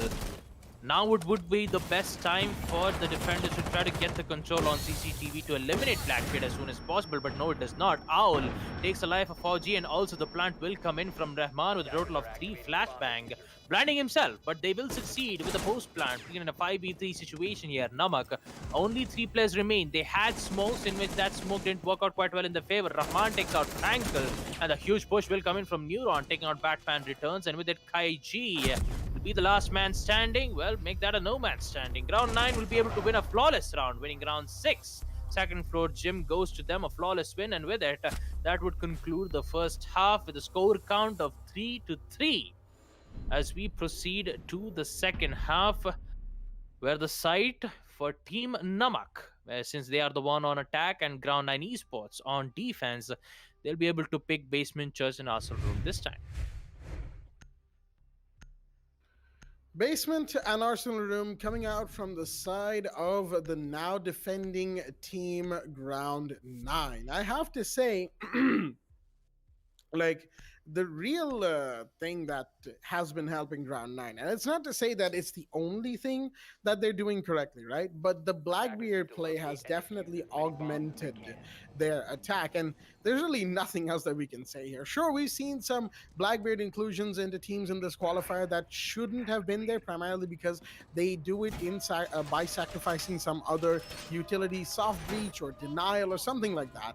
But looks like Ground 9 has managed to successfully implement Blackbeard into their playstyle, and it's been working out. You know, that face shield that really shouldn't be a thing helps out quite a bit in multiple situations where you otherwise should probably be losing that gunfight. Again, a little bit of bias might be seeping through right here as I say that. Blackbeard isn't exactly my most favorite operator, ladies and gentlemen. I doubt that he is anybody's, for that matter, other than those who play him religiously. That aside, of course, round 7 means Ground 9 will be on the defense, and no Blackbeard coming out from Namak. They don't want to play him. They don't want to emphasize on that operator, at least not yet. Maybe if they become a little desperate, maybe we might see the Blackbeard come out from their side. For the time being, we've got Shannon on the pulse, trying to see if we can get anybody outside of that secret stairs area. Maybe a couple of heartbeats just to give some intel that, hey, we might see a push coming in from blue stairs. Be very careful. But he's going to fall back directly to sight and see somebody directly above him. He might go for a C4 play any second as we hear the clear coming in from the Hibana. Batman returns. He's going to get that hatch nice and quickly breached. And now you have the melee wall being prepared from the Legion. Neuron making sure that you have those lines of sight from the side of Ground 9. Batman returns. Oh, looks like that wasn't the kitchen hatch that he was breaching. It was actually the side of the dirt construction wall. Pre-placed C4 position given away. That will be shot out nice and quickly. At the very least, taken care of. And the signal will be given. Looks like Shannon C4 has been taken care of, and he's going to take a lot of damage. Rotating away towards side. Minute 40 on the clock. But the kill wasn't confirmed. That's the real thing right here. Had the kill been confirmed, then maybe, just maybe, there would be a better chance of Namak winning this round. Not that there already isn't. More shots fired, and there's going to be taking a bit of damage to his legs. Still alive, though, and that's the real point of the matter. Cap can in play, actually. I didn't see that earlier, but now that we're at the minute 50 mark, the side of Namak needs to get in. They need to get the plant off, and looks like Batman Returns is starting the train. Well, talking about Batman taking out one of the player on the side of Team Ground 9, that is Jaeger taken care of, but that rotate being made will prove him efficient. Looks like it's not going to happen at all. Batman return yet again, taking out Rahman. Can he get the triple? Yes, he does. Taking out Owl this time, whereas Frankel gets the life of Neuron, and they will proceed to go for the plant. But they don't know about Shannon, where he gets out. Frankel whips out the Musoc. But unfortunately, KG looks at that situation and takes care of it. With it, Team Namak will be able to win their attack on the round 7 Basement Church and Arsenal Room. As we take a look at it in the instant replay, we will proceed to round 8. The side for Team Namak to go for the attack phase will be the same side yet again. Basement Church will be the side. And talking about the mistakes that Ground 9 Esports did, we did get to see two of the defenders bailing out of the site on the Arsenal Room, whereas we did get to see three players on the side of Round 9 trying to contest against the Hibana in towards the blue. All three players, right in blue, trying to contest against the Hibana, in which all she did is to just wait for the defenders to come in right at their crosshair and just eliminate them. That's all he had to do at the execution phase, and looks like it did work out well in the favor of Team Namak. Could Ground 9 decide to try to at least challenge the attackers or just try to contest the players, making sure that they would not open up the hatch? That would have been a different story and all. But for now, Ground 9, they just need to fix their mistake as of now. With it, round 8, second floor CCTV being the site, will be some difficulties here dealing with how how aggressive, I wouldn't say aggressive, how methodical Namak was, especially on that side. Maybe on second floor CCTV we might be able to see that similar playstyle being brought up. The only question that I have to ask Jack on is, will we see either an Ash or a Zofia pushing in towards on stocks to try to take out the bandit charges, or will they just try to brute force their way in towards CCTV?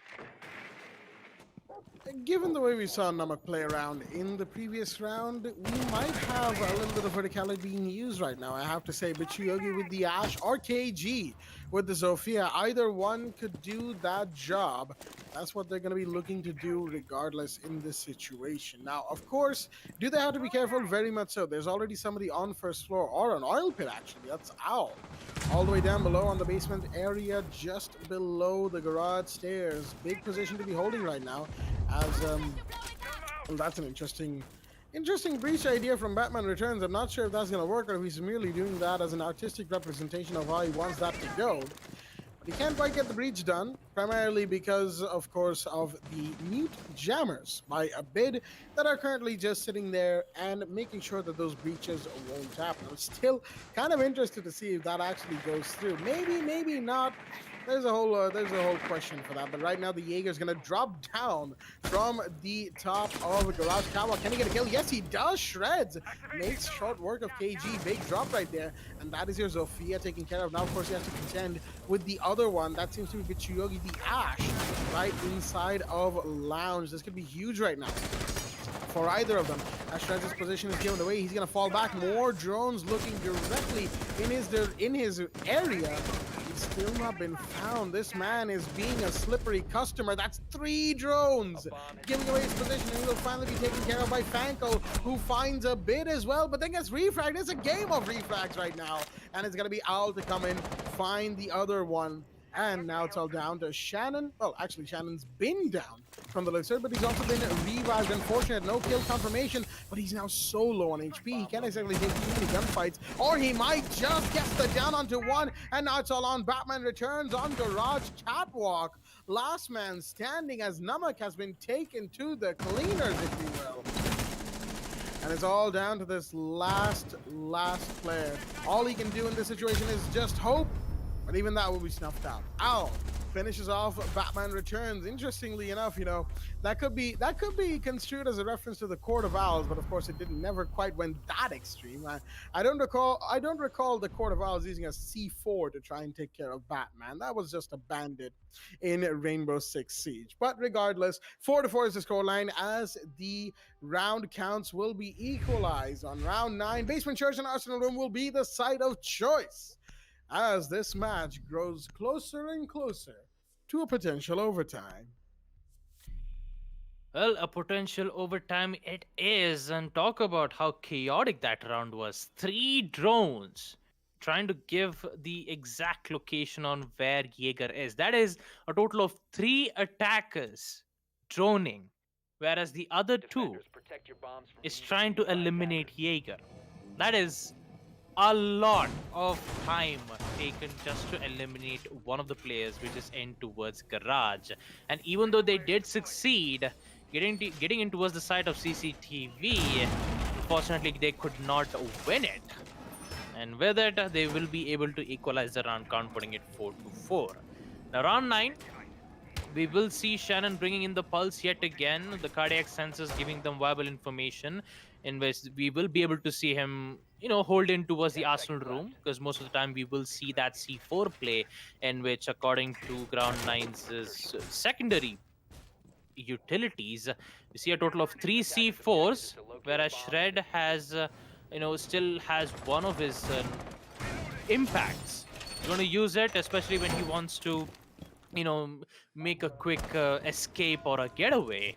Especially with him, currently with him being in towards the bathroom side, he will try to go for at least a run out if they do try to go for it, or if Batman tries to go for that inverted rappel, knowing that the site is on basement, church, they would go for that inverted rappel right in from that window. But we won't be able to see that anything as of now. Droneworks will come in to give them information in towards tunnel and also in towards on kitchen. Nothing much more, nothing more ordinary coming out from it. It's just that the attackers have quickly gained control of some certain positions here, especially Fankel, who is making his way in towards eastern stairs. So does the Ash, Yogi, who is also in towards a particular spot that I don't know of just yet, but we're about to see it. It's Fauji. He will, successfully open up the tunnels and also give some distraction for the defenders. Talk about that first kill is going to be Fankel claiming the life of Owl. That is one C4 taken care of, and also a man count on the side of Ground 9. Make that 0 as his Shreds. You'll be able to equalize that man count, taking out KG. That's going to be the Zofia taken care of, and looks like Fankel is on the roam hunting duty again, trying to take out Vigil this time, but with him using the gadget, being able to conceal his location, even with the attackers giving up, trying to give them the information, it would not be accurate, but Fankel decides to go for that pre-fire anyway. That would alert Shred, but he needs to be careful around. Fankel decides to not contest against the Vigil, but try to give some support for their team. But does he know that there is Jaeger in towards the blue? No, it does not. And he's going to get taken out from Abid Rahman. A beautiful play coming in from Team Ground 9. But does he know the Hibana in towards tunnel? Yes, he does. And he will survive the C4. Almost barely managing to survive there, 4G, but it doesn't matter though. The UMP will claim the life.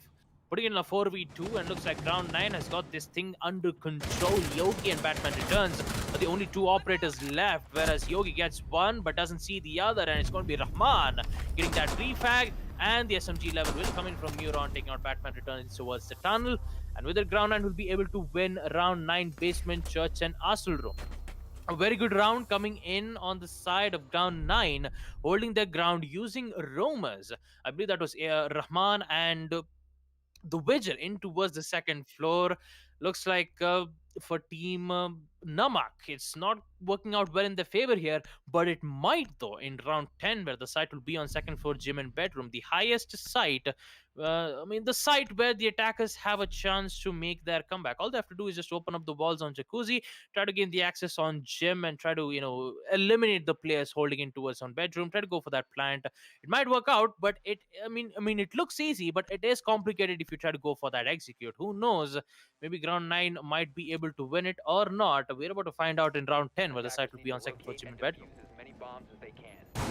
Gym and bedroom, now the side of choice coming in from both sides. I'm going to be very interested to see how the side of Namak reacts to this, because Ground 9 on defense have taken 2 back-to-back rounds. They, effectively speaking, have no other choice but to go for this site and this attempt of a play. And I say attempt not in the usual light that I say, when something fails. I say attempt because it's really, we're seeing Ground 9 go to this side on defense for the first time tonight. That's why it's an attempt, because they haven't quite finished attempting this site's defense. I kind of feel like I've been going into the explanatory bits a bit too much today. Do forgive me, but that's what happens when you don't get to speak too much for 2 back-to-back days, People who've had throat issues real bad will know But of course, right now, excuse me, right now we're gonna just have some bandit batteries being deployed towards that wall of jacuzzi, nice and quickly, by the man himself, Owl, of course. And you have Shreds manning the Jaeger towards a castle barricaded logistics door. Very interesting indeed. And that, of course, is going to be a bit of a position to hold. I'm not sure what the idea is behind that. Say Jacuzzi Wall gets open, he can't exactly hold that position more than he already was. But of course, that aside, it's a fairly standard defensive hold we're seeing. Owl is going to be in a bit of danger if he keeps trying to bandit trick on Jacuzzi Wall because the Zofia has made her way there. KG could take that kill any second now. Fudge is going to go for the breach via Salmas, and Owl knows he can't stay there any longer, so he's going to fall back nice and quickly, leaving Jacuzzi Wall nice and open. Of course, that isn't the only thing that Namak has to do. They have to take care of the bathroom area where a couple of the defenders are currently hiding, of course. But there's going to be another kill taken from a different angle from the drone hole. It's going to be Batman returns to find Neuron. Big drop comes in as we hit the minute 30 mark. Now a new line of sight is being opened as the Hibana uses up her Excalibur pellets. Shannon can't do a whole lot about that, of course. But he's going to peek instead, gets taken down. You don't contest the Type 89 in that kind of a range or distance, as a Banshee is going to be doing a little bit of work, not a whole lot of shreds. And the meanwhile, has got it down onto Fauji. Of course, he hasn't confirmed that kill just yet. A potential kill could have come out for a bit, but he just has the down on KG, of course. So Fiek no longer can withstand, but Fauji has been brought back up. He's going to find Owl. That's another huge drop right there. And now Shreds is the only one contesting. He's going to find one more. Couple gets dropped, but a bit comes back and somehow gets taken out by KG, excuse me. Fangle, in the meanwhile, finds Shreds. And with that, another round will be taken by the side of Namak. This match, man, it's going forward more and more into this potential overtime condition. Round 11, and it's 5-5. Only one team can take match point, of course, but even then, it's not a confirmed take because they have to still win it. And the round of ones, more often than not, proves to be very, very divisive in that situation. Well, this is technically a round. It's basically a race on who's going to be on match point. Talking about Ground 9 Esports, though, they could not, however, handle the gym bedroom hold. We might be able to see that in round 11. Second floor CCT will be the side Shannon with the 6-pick switching from the GIGN operator Rook to the GIGN operator Dog with a total of 3 stim pistols, which can be able to revive from long range. All he needs is just that perfect line of sight, and also having the ability to overheal yourself up to a total of 140 HP is how powerful Doc is. I mean, most probably the main reason why we don't get to see Doc played a lot is mainly because of his ACOG sight being taken out, and he's forced to use the 1.5 magnification scope. Now, this would reduce a lot of Doc plays coming in on the side of defense, but still, bringing in Doc would prove to be a very good support op, making sure that even though if some of the defenders have less amount of HP, he'll be able to regain it back to full HP. But he only has a total of 3 stim pistols to do that, so he just needs to be careful on what kind of time does he require to use it. But also, for now, action phase, we will see Shreds and the Doc in towards the garage. The drone works will come in to give vital information. Pretty standard. Nothing much more to talk about as of now. The only talk that I have to talk about is who will go out early. Will it be the Doc in towards garage, or will it be the side on the attack in which they're trying to hold an angle as of now? It's going to be KG still trying to contest against the Doc. The impact need, interestingly enough, will come in through towards that specific spot. Two of them are still being used, and looks like it's not going to work out at all. But Shreds with the aggressive pick will try to contest against the Ash in towards the blue. He will force to fall back towards the oil pit and try to contest against Shreds by going from that window. Where did Sledge come from? I'd actually have no idea where he appeared, but they're going to get 2 more kills here. Namak have already got their things under control with that very aggressive peek around from none other than Fankel. And looks like he's going to make it more here. Taking out a bear, but Shreds will be able to take out Yogi after all. Gets one more, taking out Batman Returns, puts in at 3. But still, talking about that side though, CCTV is open. They will push in, and Shreds is back in towards the cash and will try to contest. He will get one more. Can he get the fourth though? Yes, he does. Can he get the quad? No, it does not. The flick was so perfect, but instantly he gets shut down. It's all down to Fankel in a 1v1 situation against Neuron. Will he win? Yes, it does.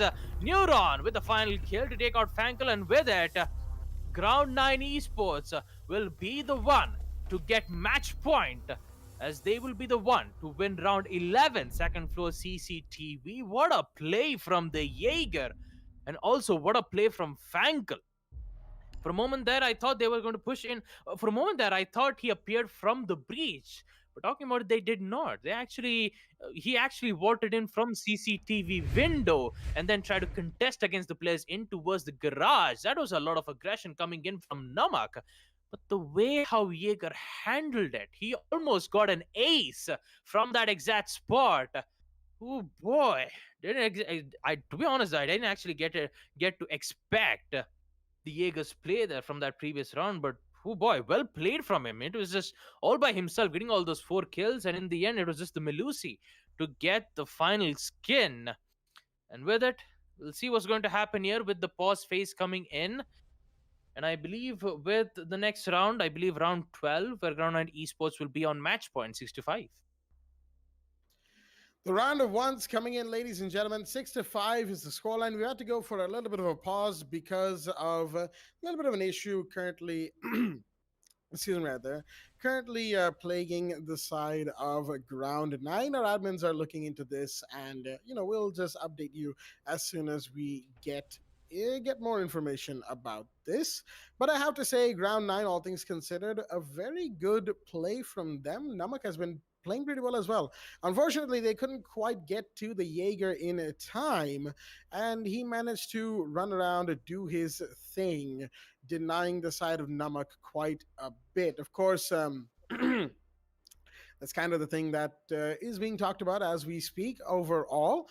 But yeah, other than that one round, I have to say the side of Ground 9 taking match point is definitely something they've been looking forward to for a while now. Given that it's the round of ones, though, the fight isn't over, and the onus is on the side of the onus is on the side of Namak to push this match onto overtime, and that is definitely going to be very important for them. If they manage to take overtime right now, right here, then things will be made a whole lot more difficult for the side of Ground 9. You can see that they're kind of starting to slow down on the defense. It's a longer game than any of the other two we've had so far, and they are definitely, kind of starting to feel it. Namak, not so much, but I will say that their end round needs a bit of work, and that's not just because of round 11. Just overall, the end of a round for them is definitely something that they need to sort of look at, if you will. And all in all, it's something that needs to be considered when they go back to the drawing board, regardless of whatever tonight's result is, ladies and gentlemen. Now, of course, we ourselves are kind of slowing down because it's been a bit of a long stream, if you will, and that, of course, makes things a little bit harder for us to keep up on right towards the end. So I do apologize if we start dropping a few, lines or sentences that we were already saying. As it goes, as the night wears on, we're human as well here, so we kind of start to get hungry. We kind of start to get tired. After all, we might do this every day, but the toll it takes on us as people doesn't really go down, if you will. Now, of course, the disconnected player from the side of Ground 9 has reconnected, and it seems like Basement Church and Arsenal Room will be the side of choice from the side of G9, Ground 9, I guess we should call them in this situation.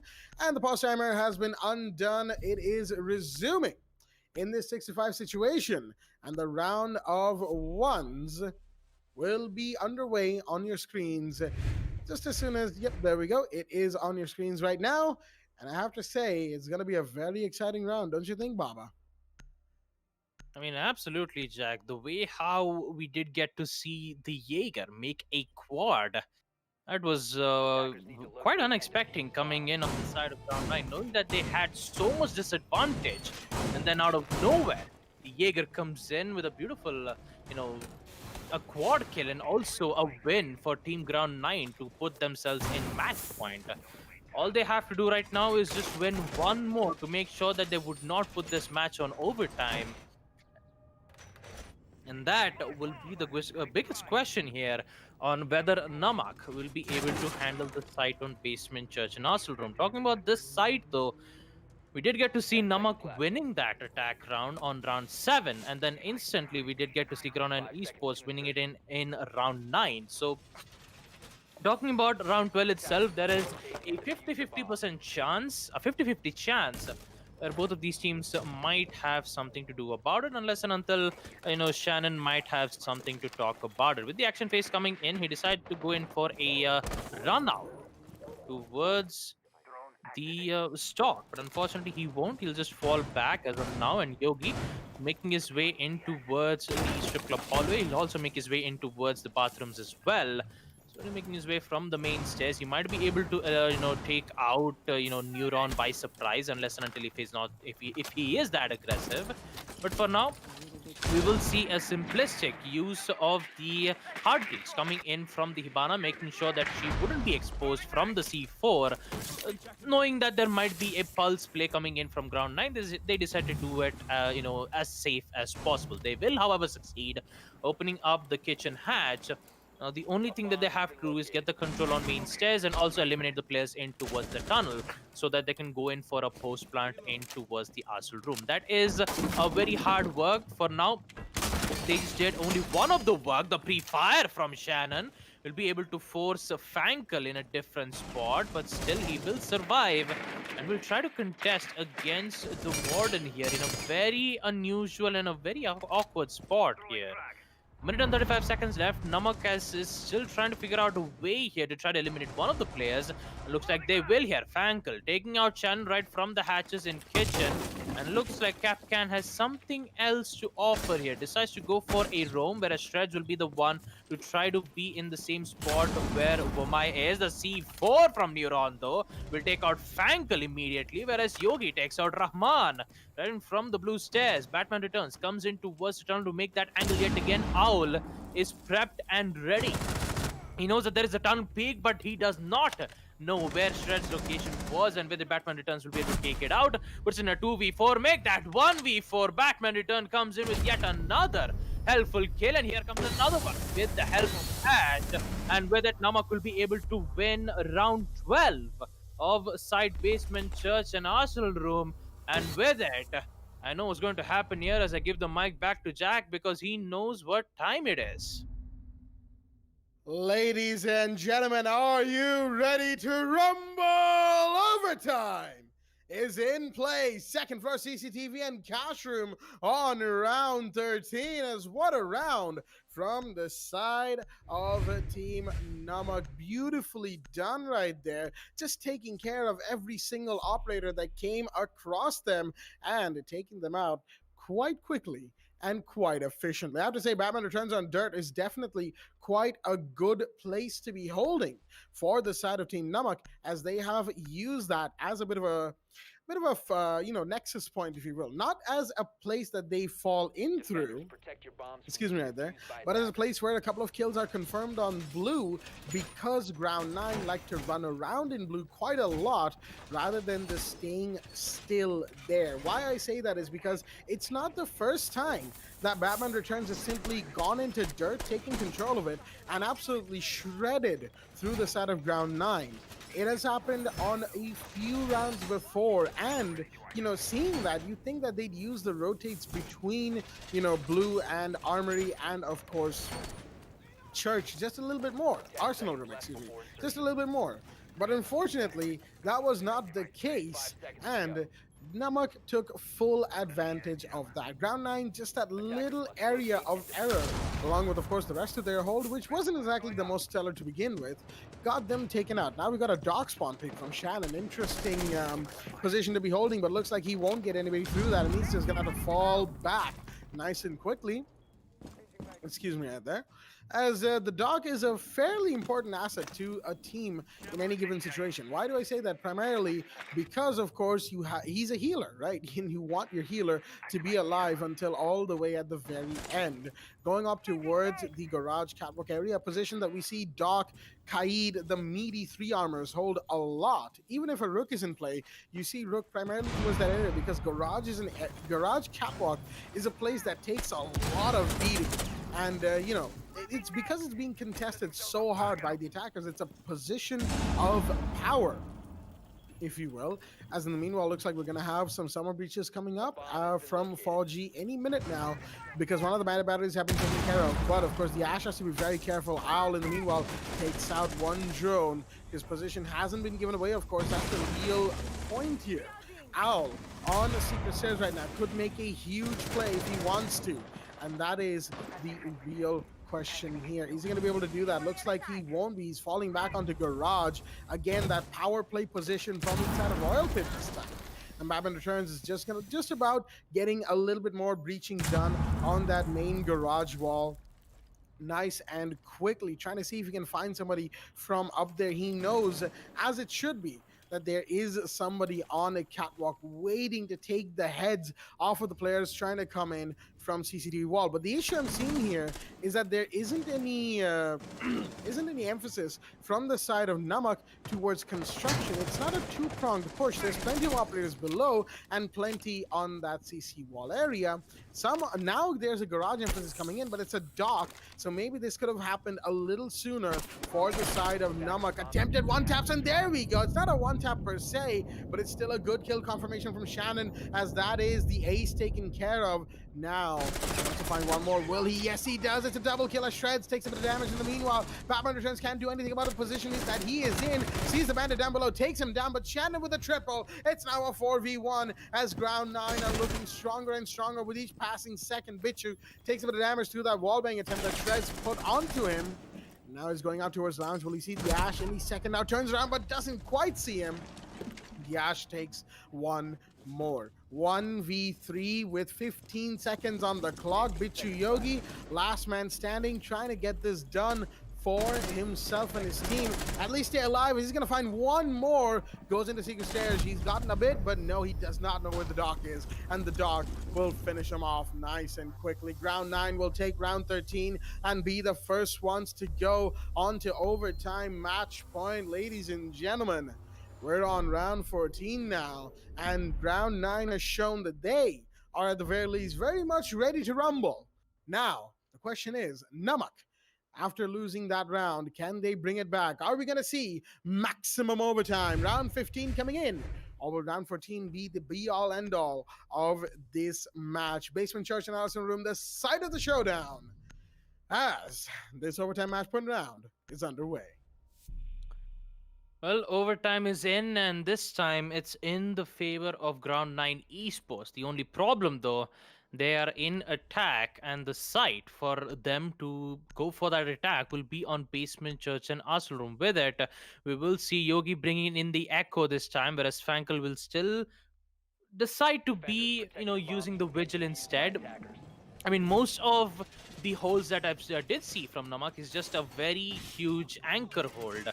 Unless and until if Ground 9 decides to go very aggressive, try to eliminate at least one or two players from the early round, it would work out well in their favor. Although one of those impact needs will, get caught from 4G's line of sight, which would deal him some minor damage, but not that much. But still, it's just one of those damages that the players need to be be careful of. But still, as I recall from this round, I still remember that it was the IQ who did get a triple kill in Basement Church hold, didn't get to see where exactly Yogi's location was, gets caught out, and then they actually gave the win to Namak.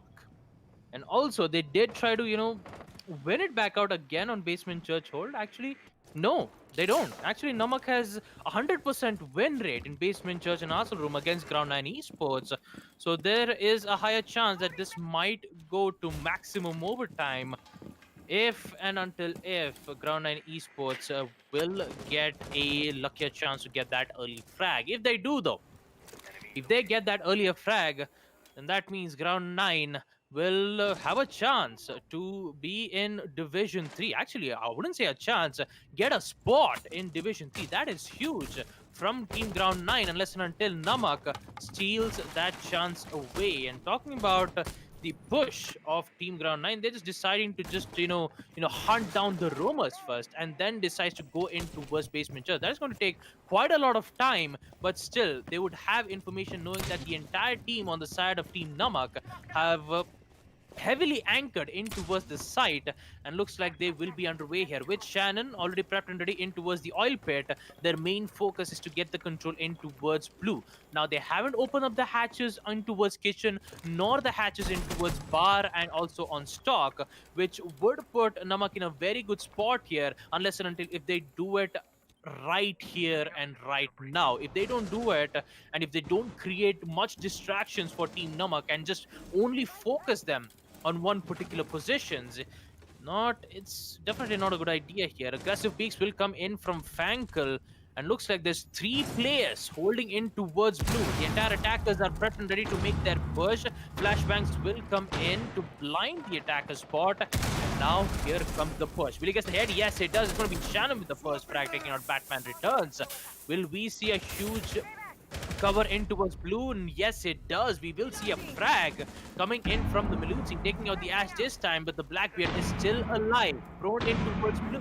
50 seconds left. Ground 9 needs to make a play, but barrage of flashbang being used in towards Basement Church, where they will succeed opening up the wall from that specific spot here. 40 seconds left. The attackers still suffering because they have to eliminate one more in towards the side. They don't know one of them is thrown in which Malusi is trying to figure out a way, but she does not. Shannon gets the double kill, and with it, he's gonna go down as well. With the Legion Go Man gets stuck with him.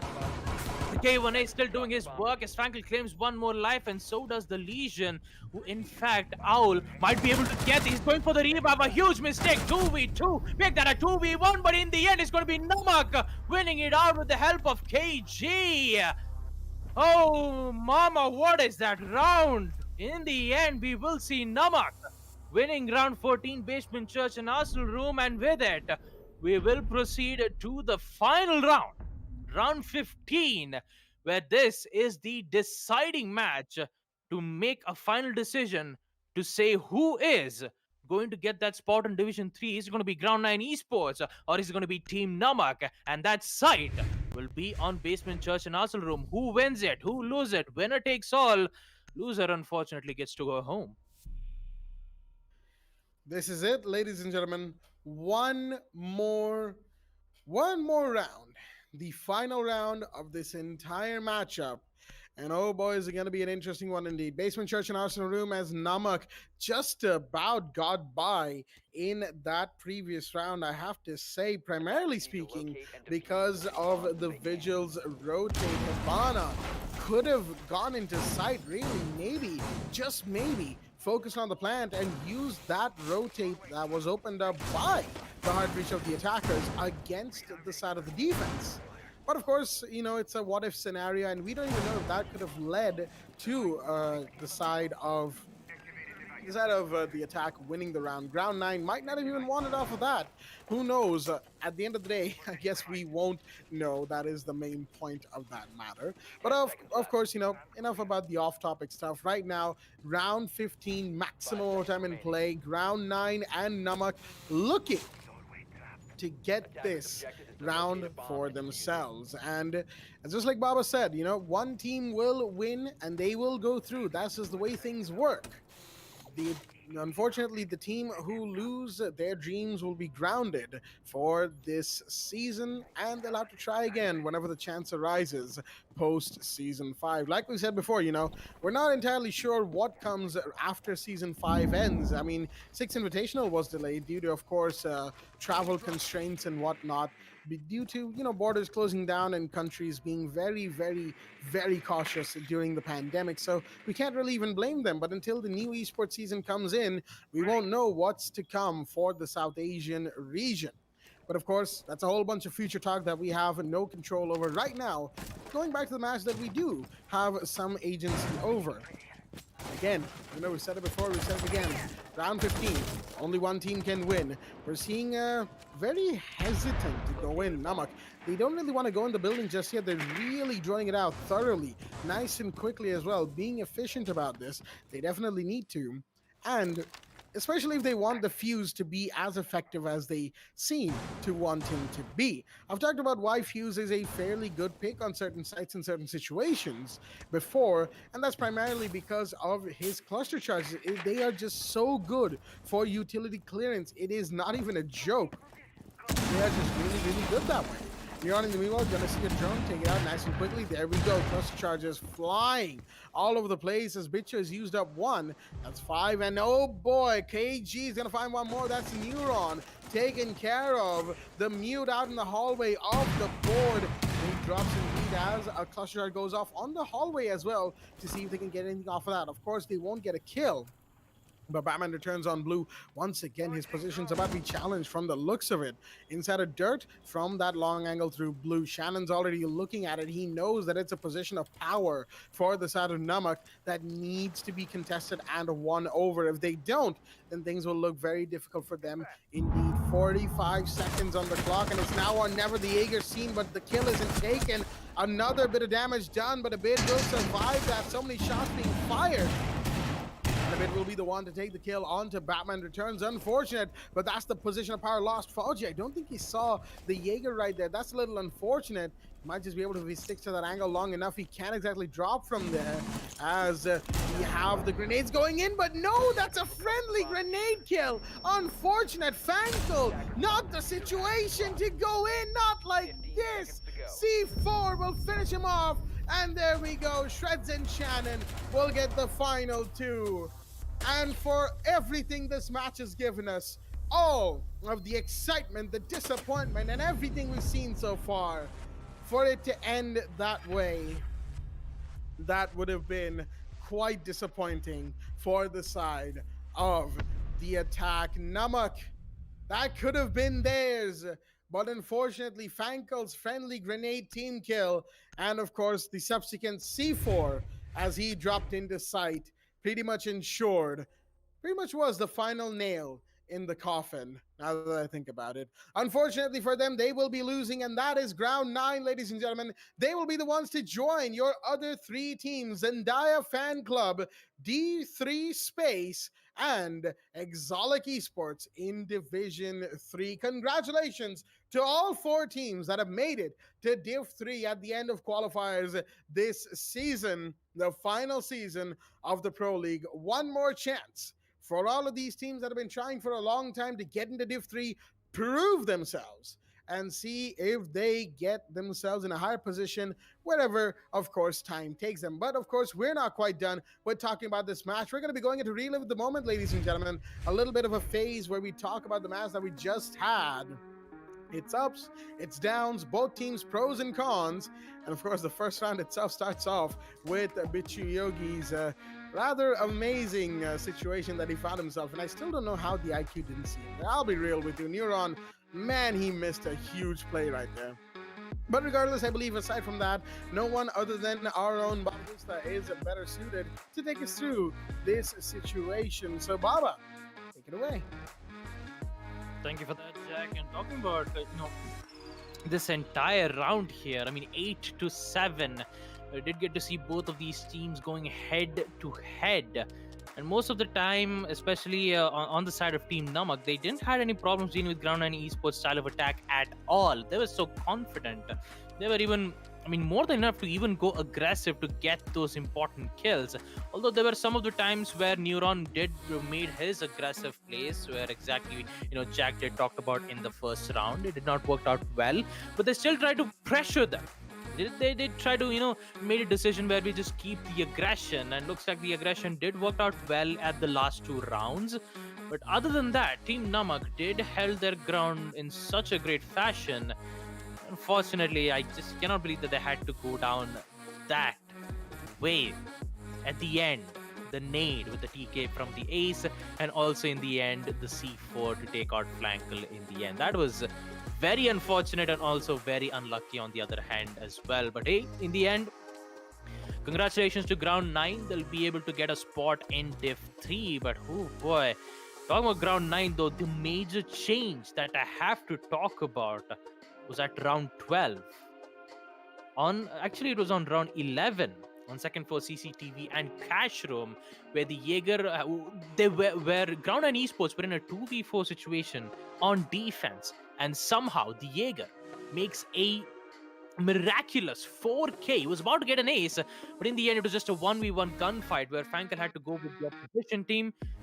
And we actually get to know who actually won that in the end. And we did get to witness quite a lot of flawless punts in the first half. And then in the second half, this was where Batman Return was so good at the tunnel hold, winning every single gunfights on the side of tunnel.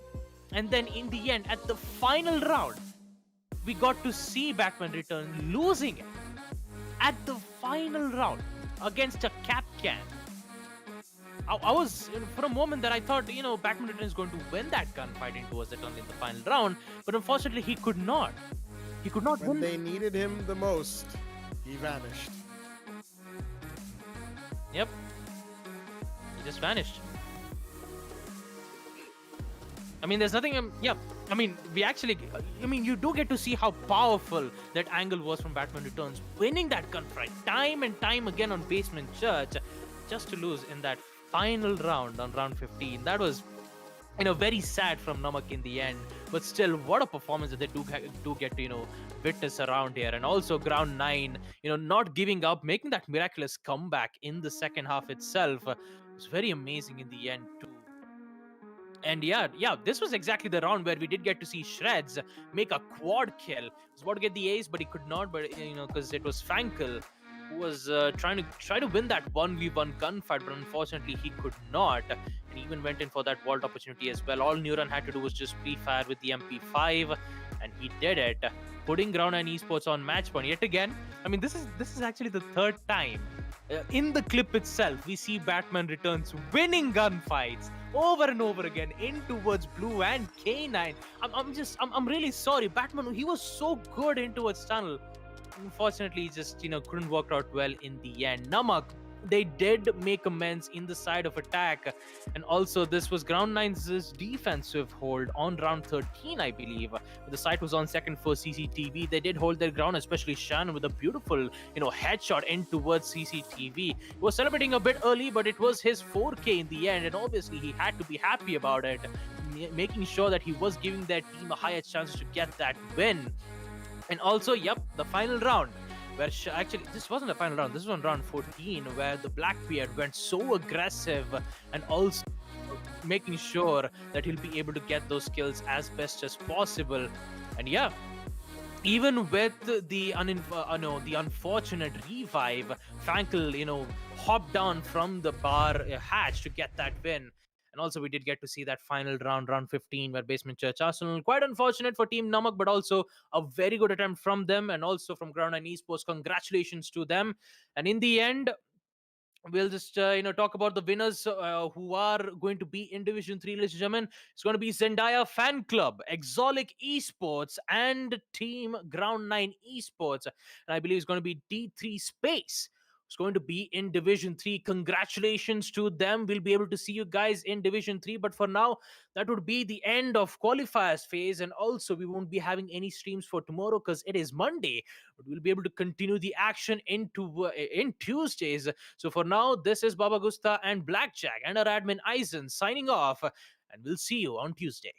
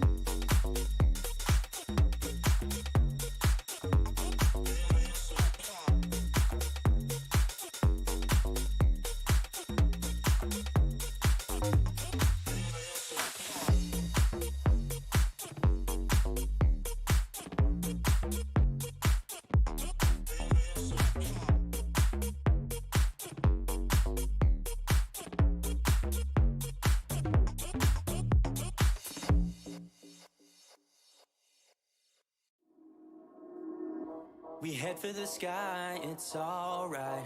Our wings wouldn't fly, it's alright. If we are crashing down again,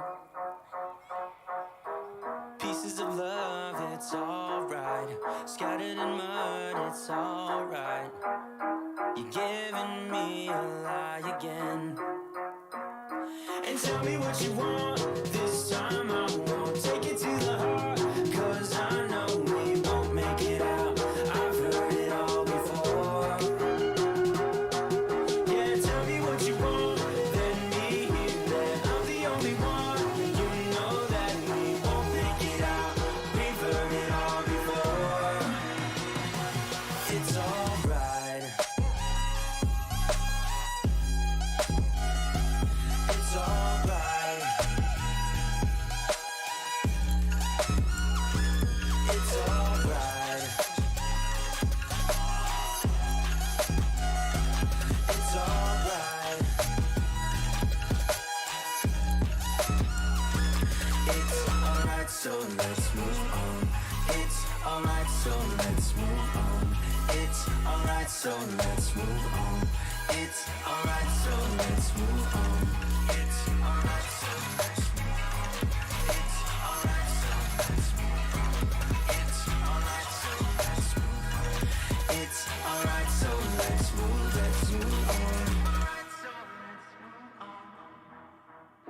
We head for the sky, it's alright. Our wings wouldn't fly, it's alright. If we are crashing down again, pieces of love, it's alright. Scattered in mud, it's alright. You're giving me a lie again. And tell me what you want, this time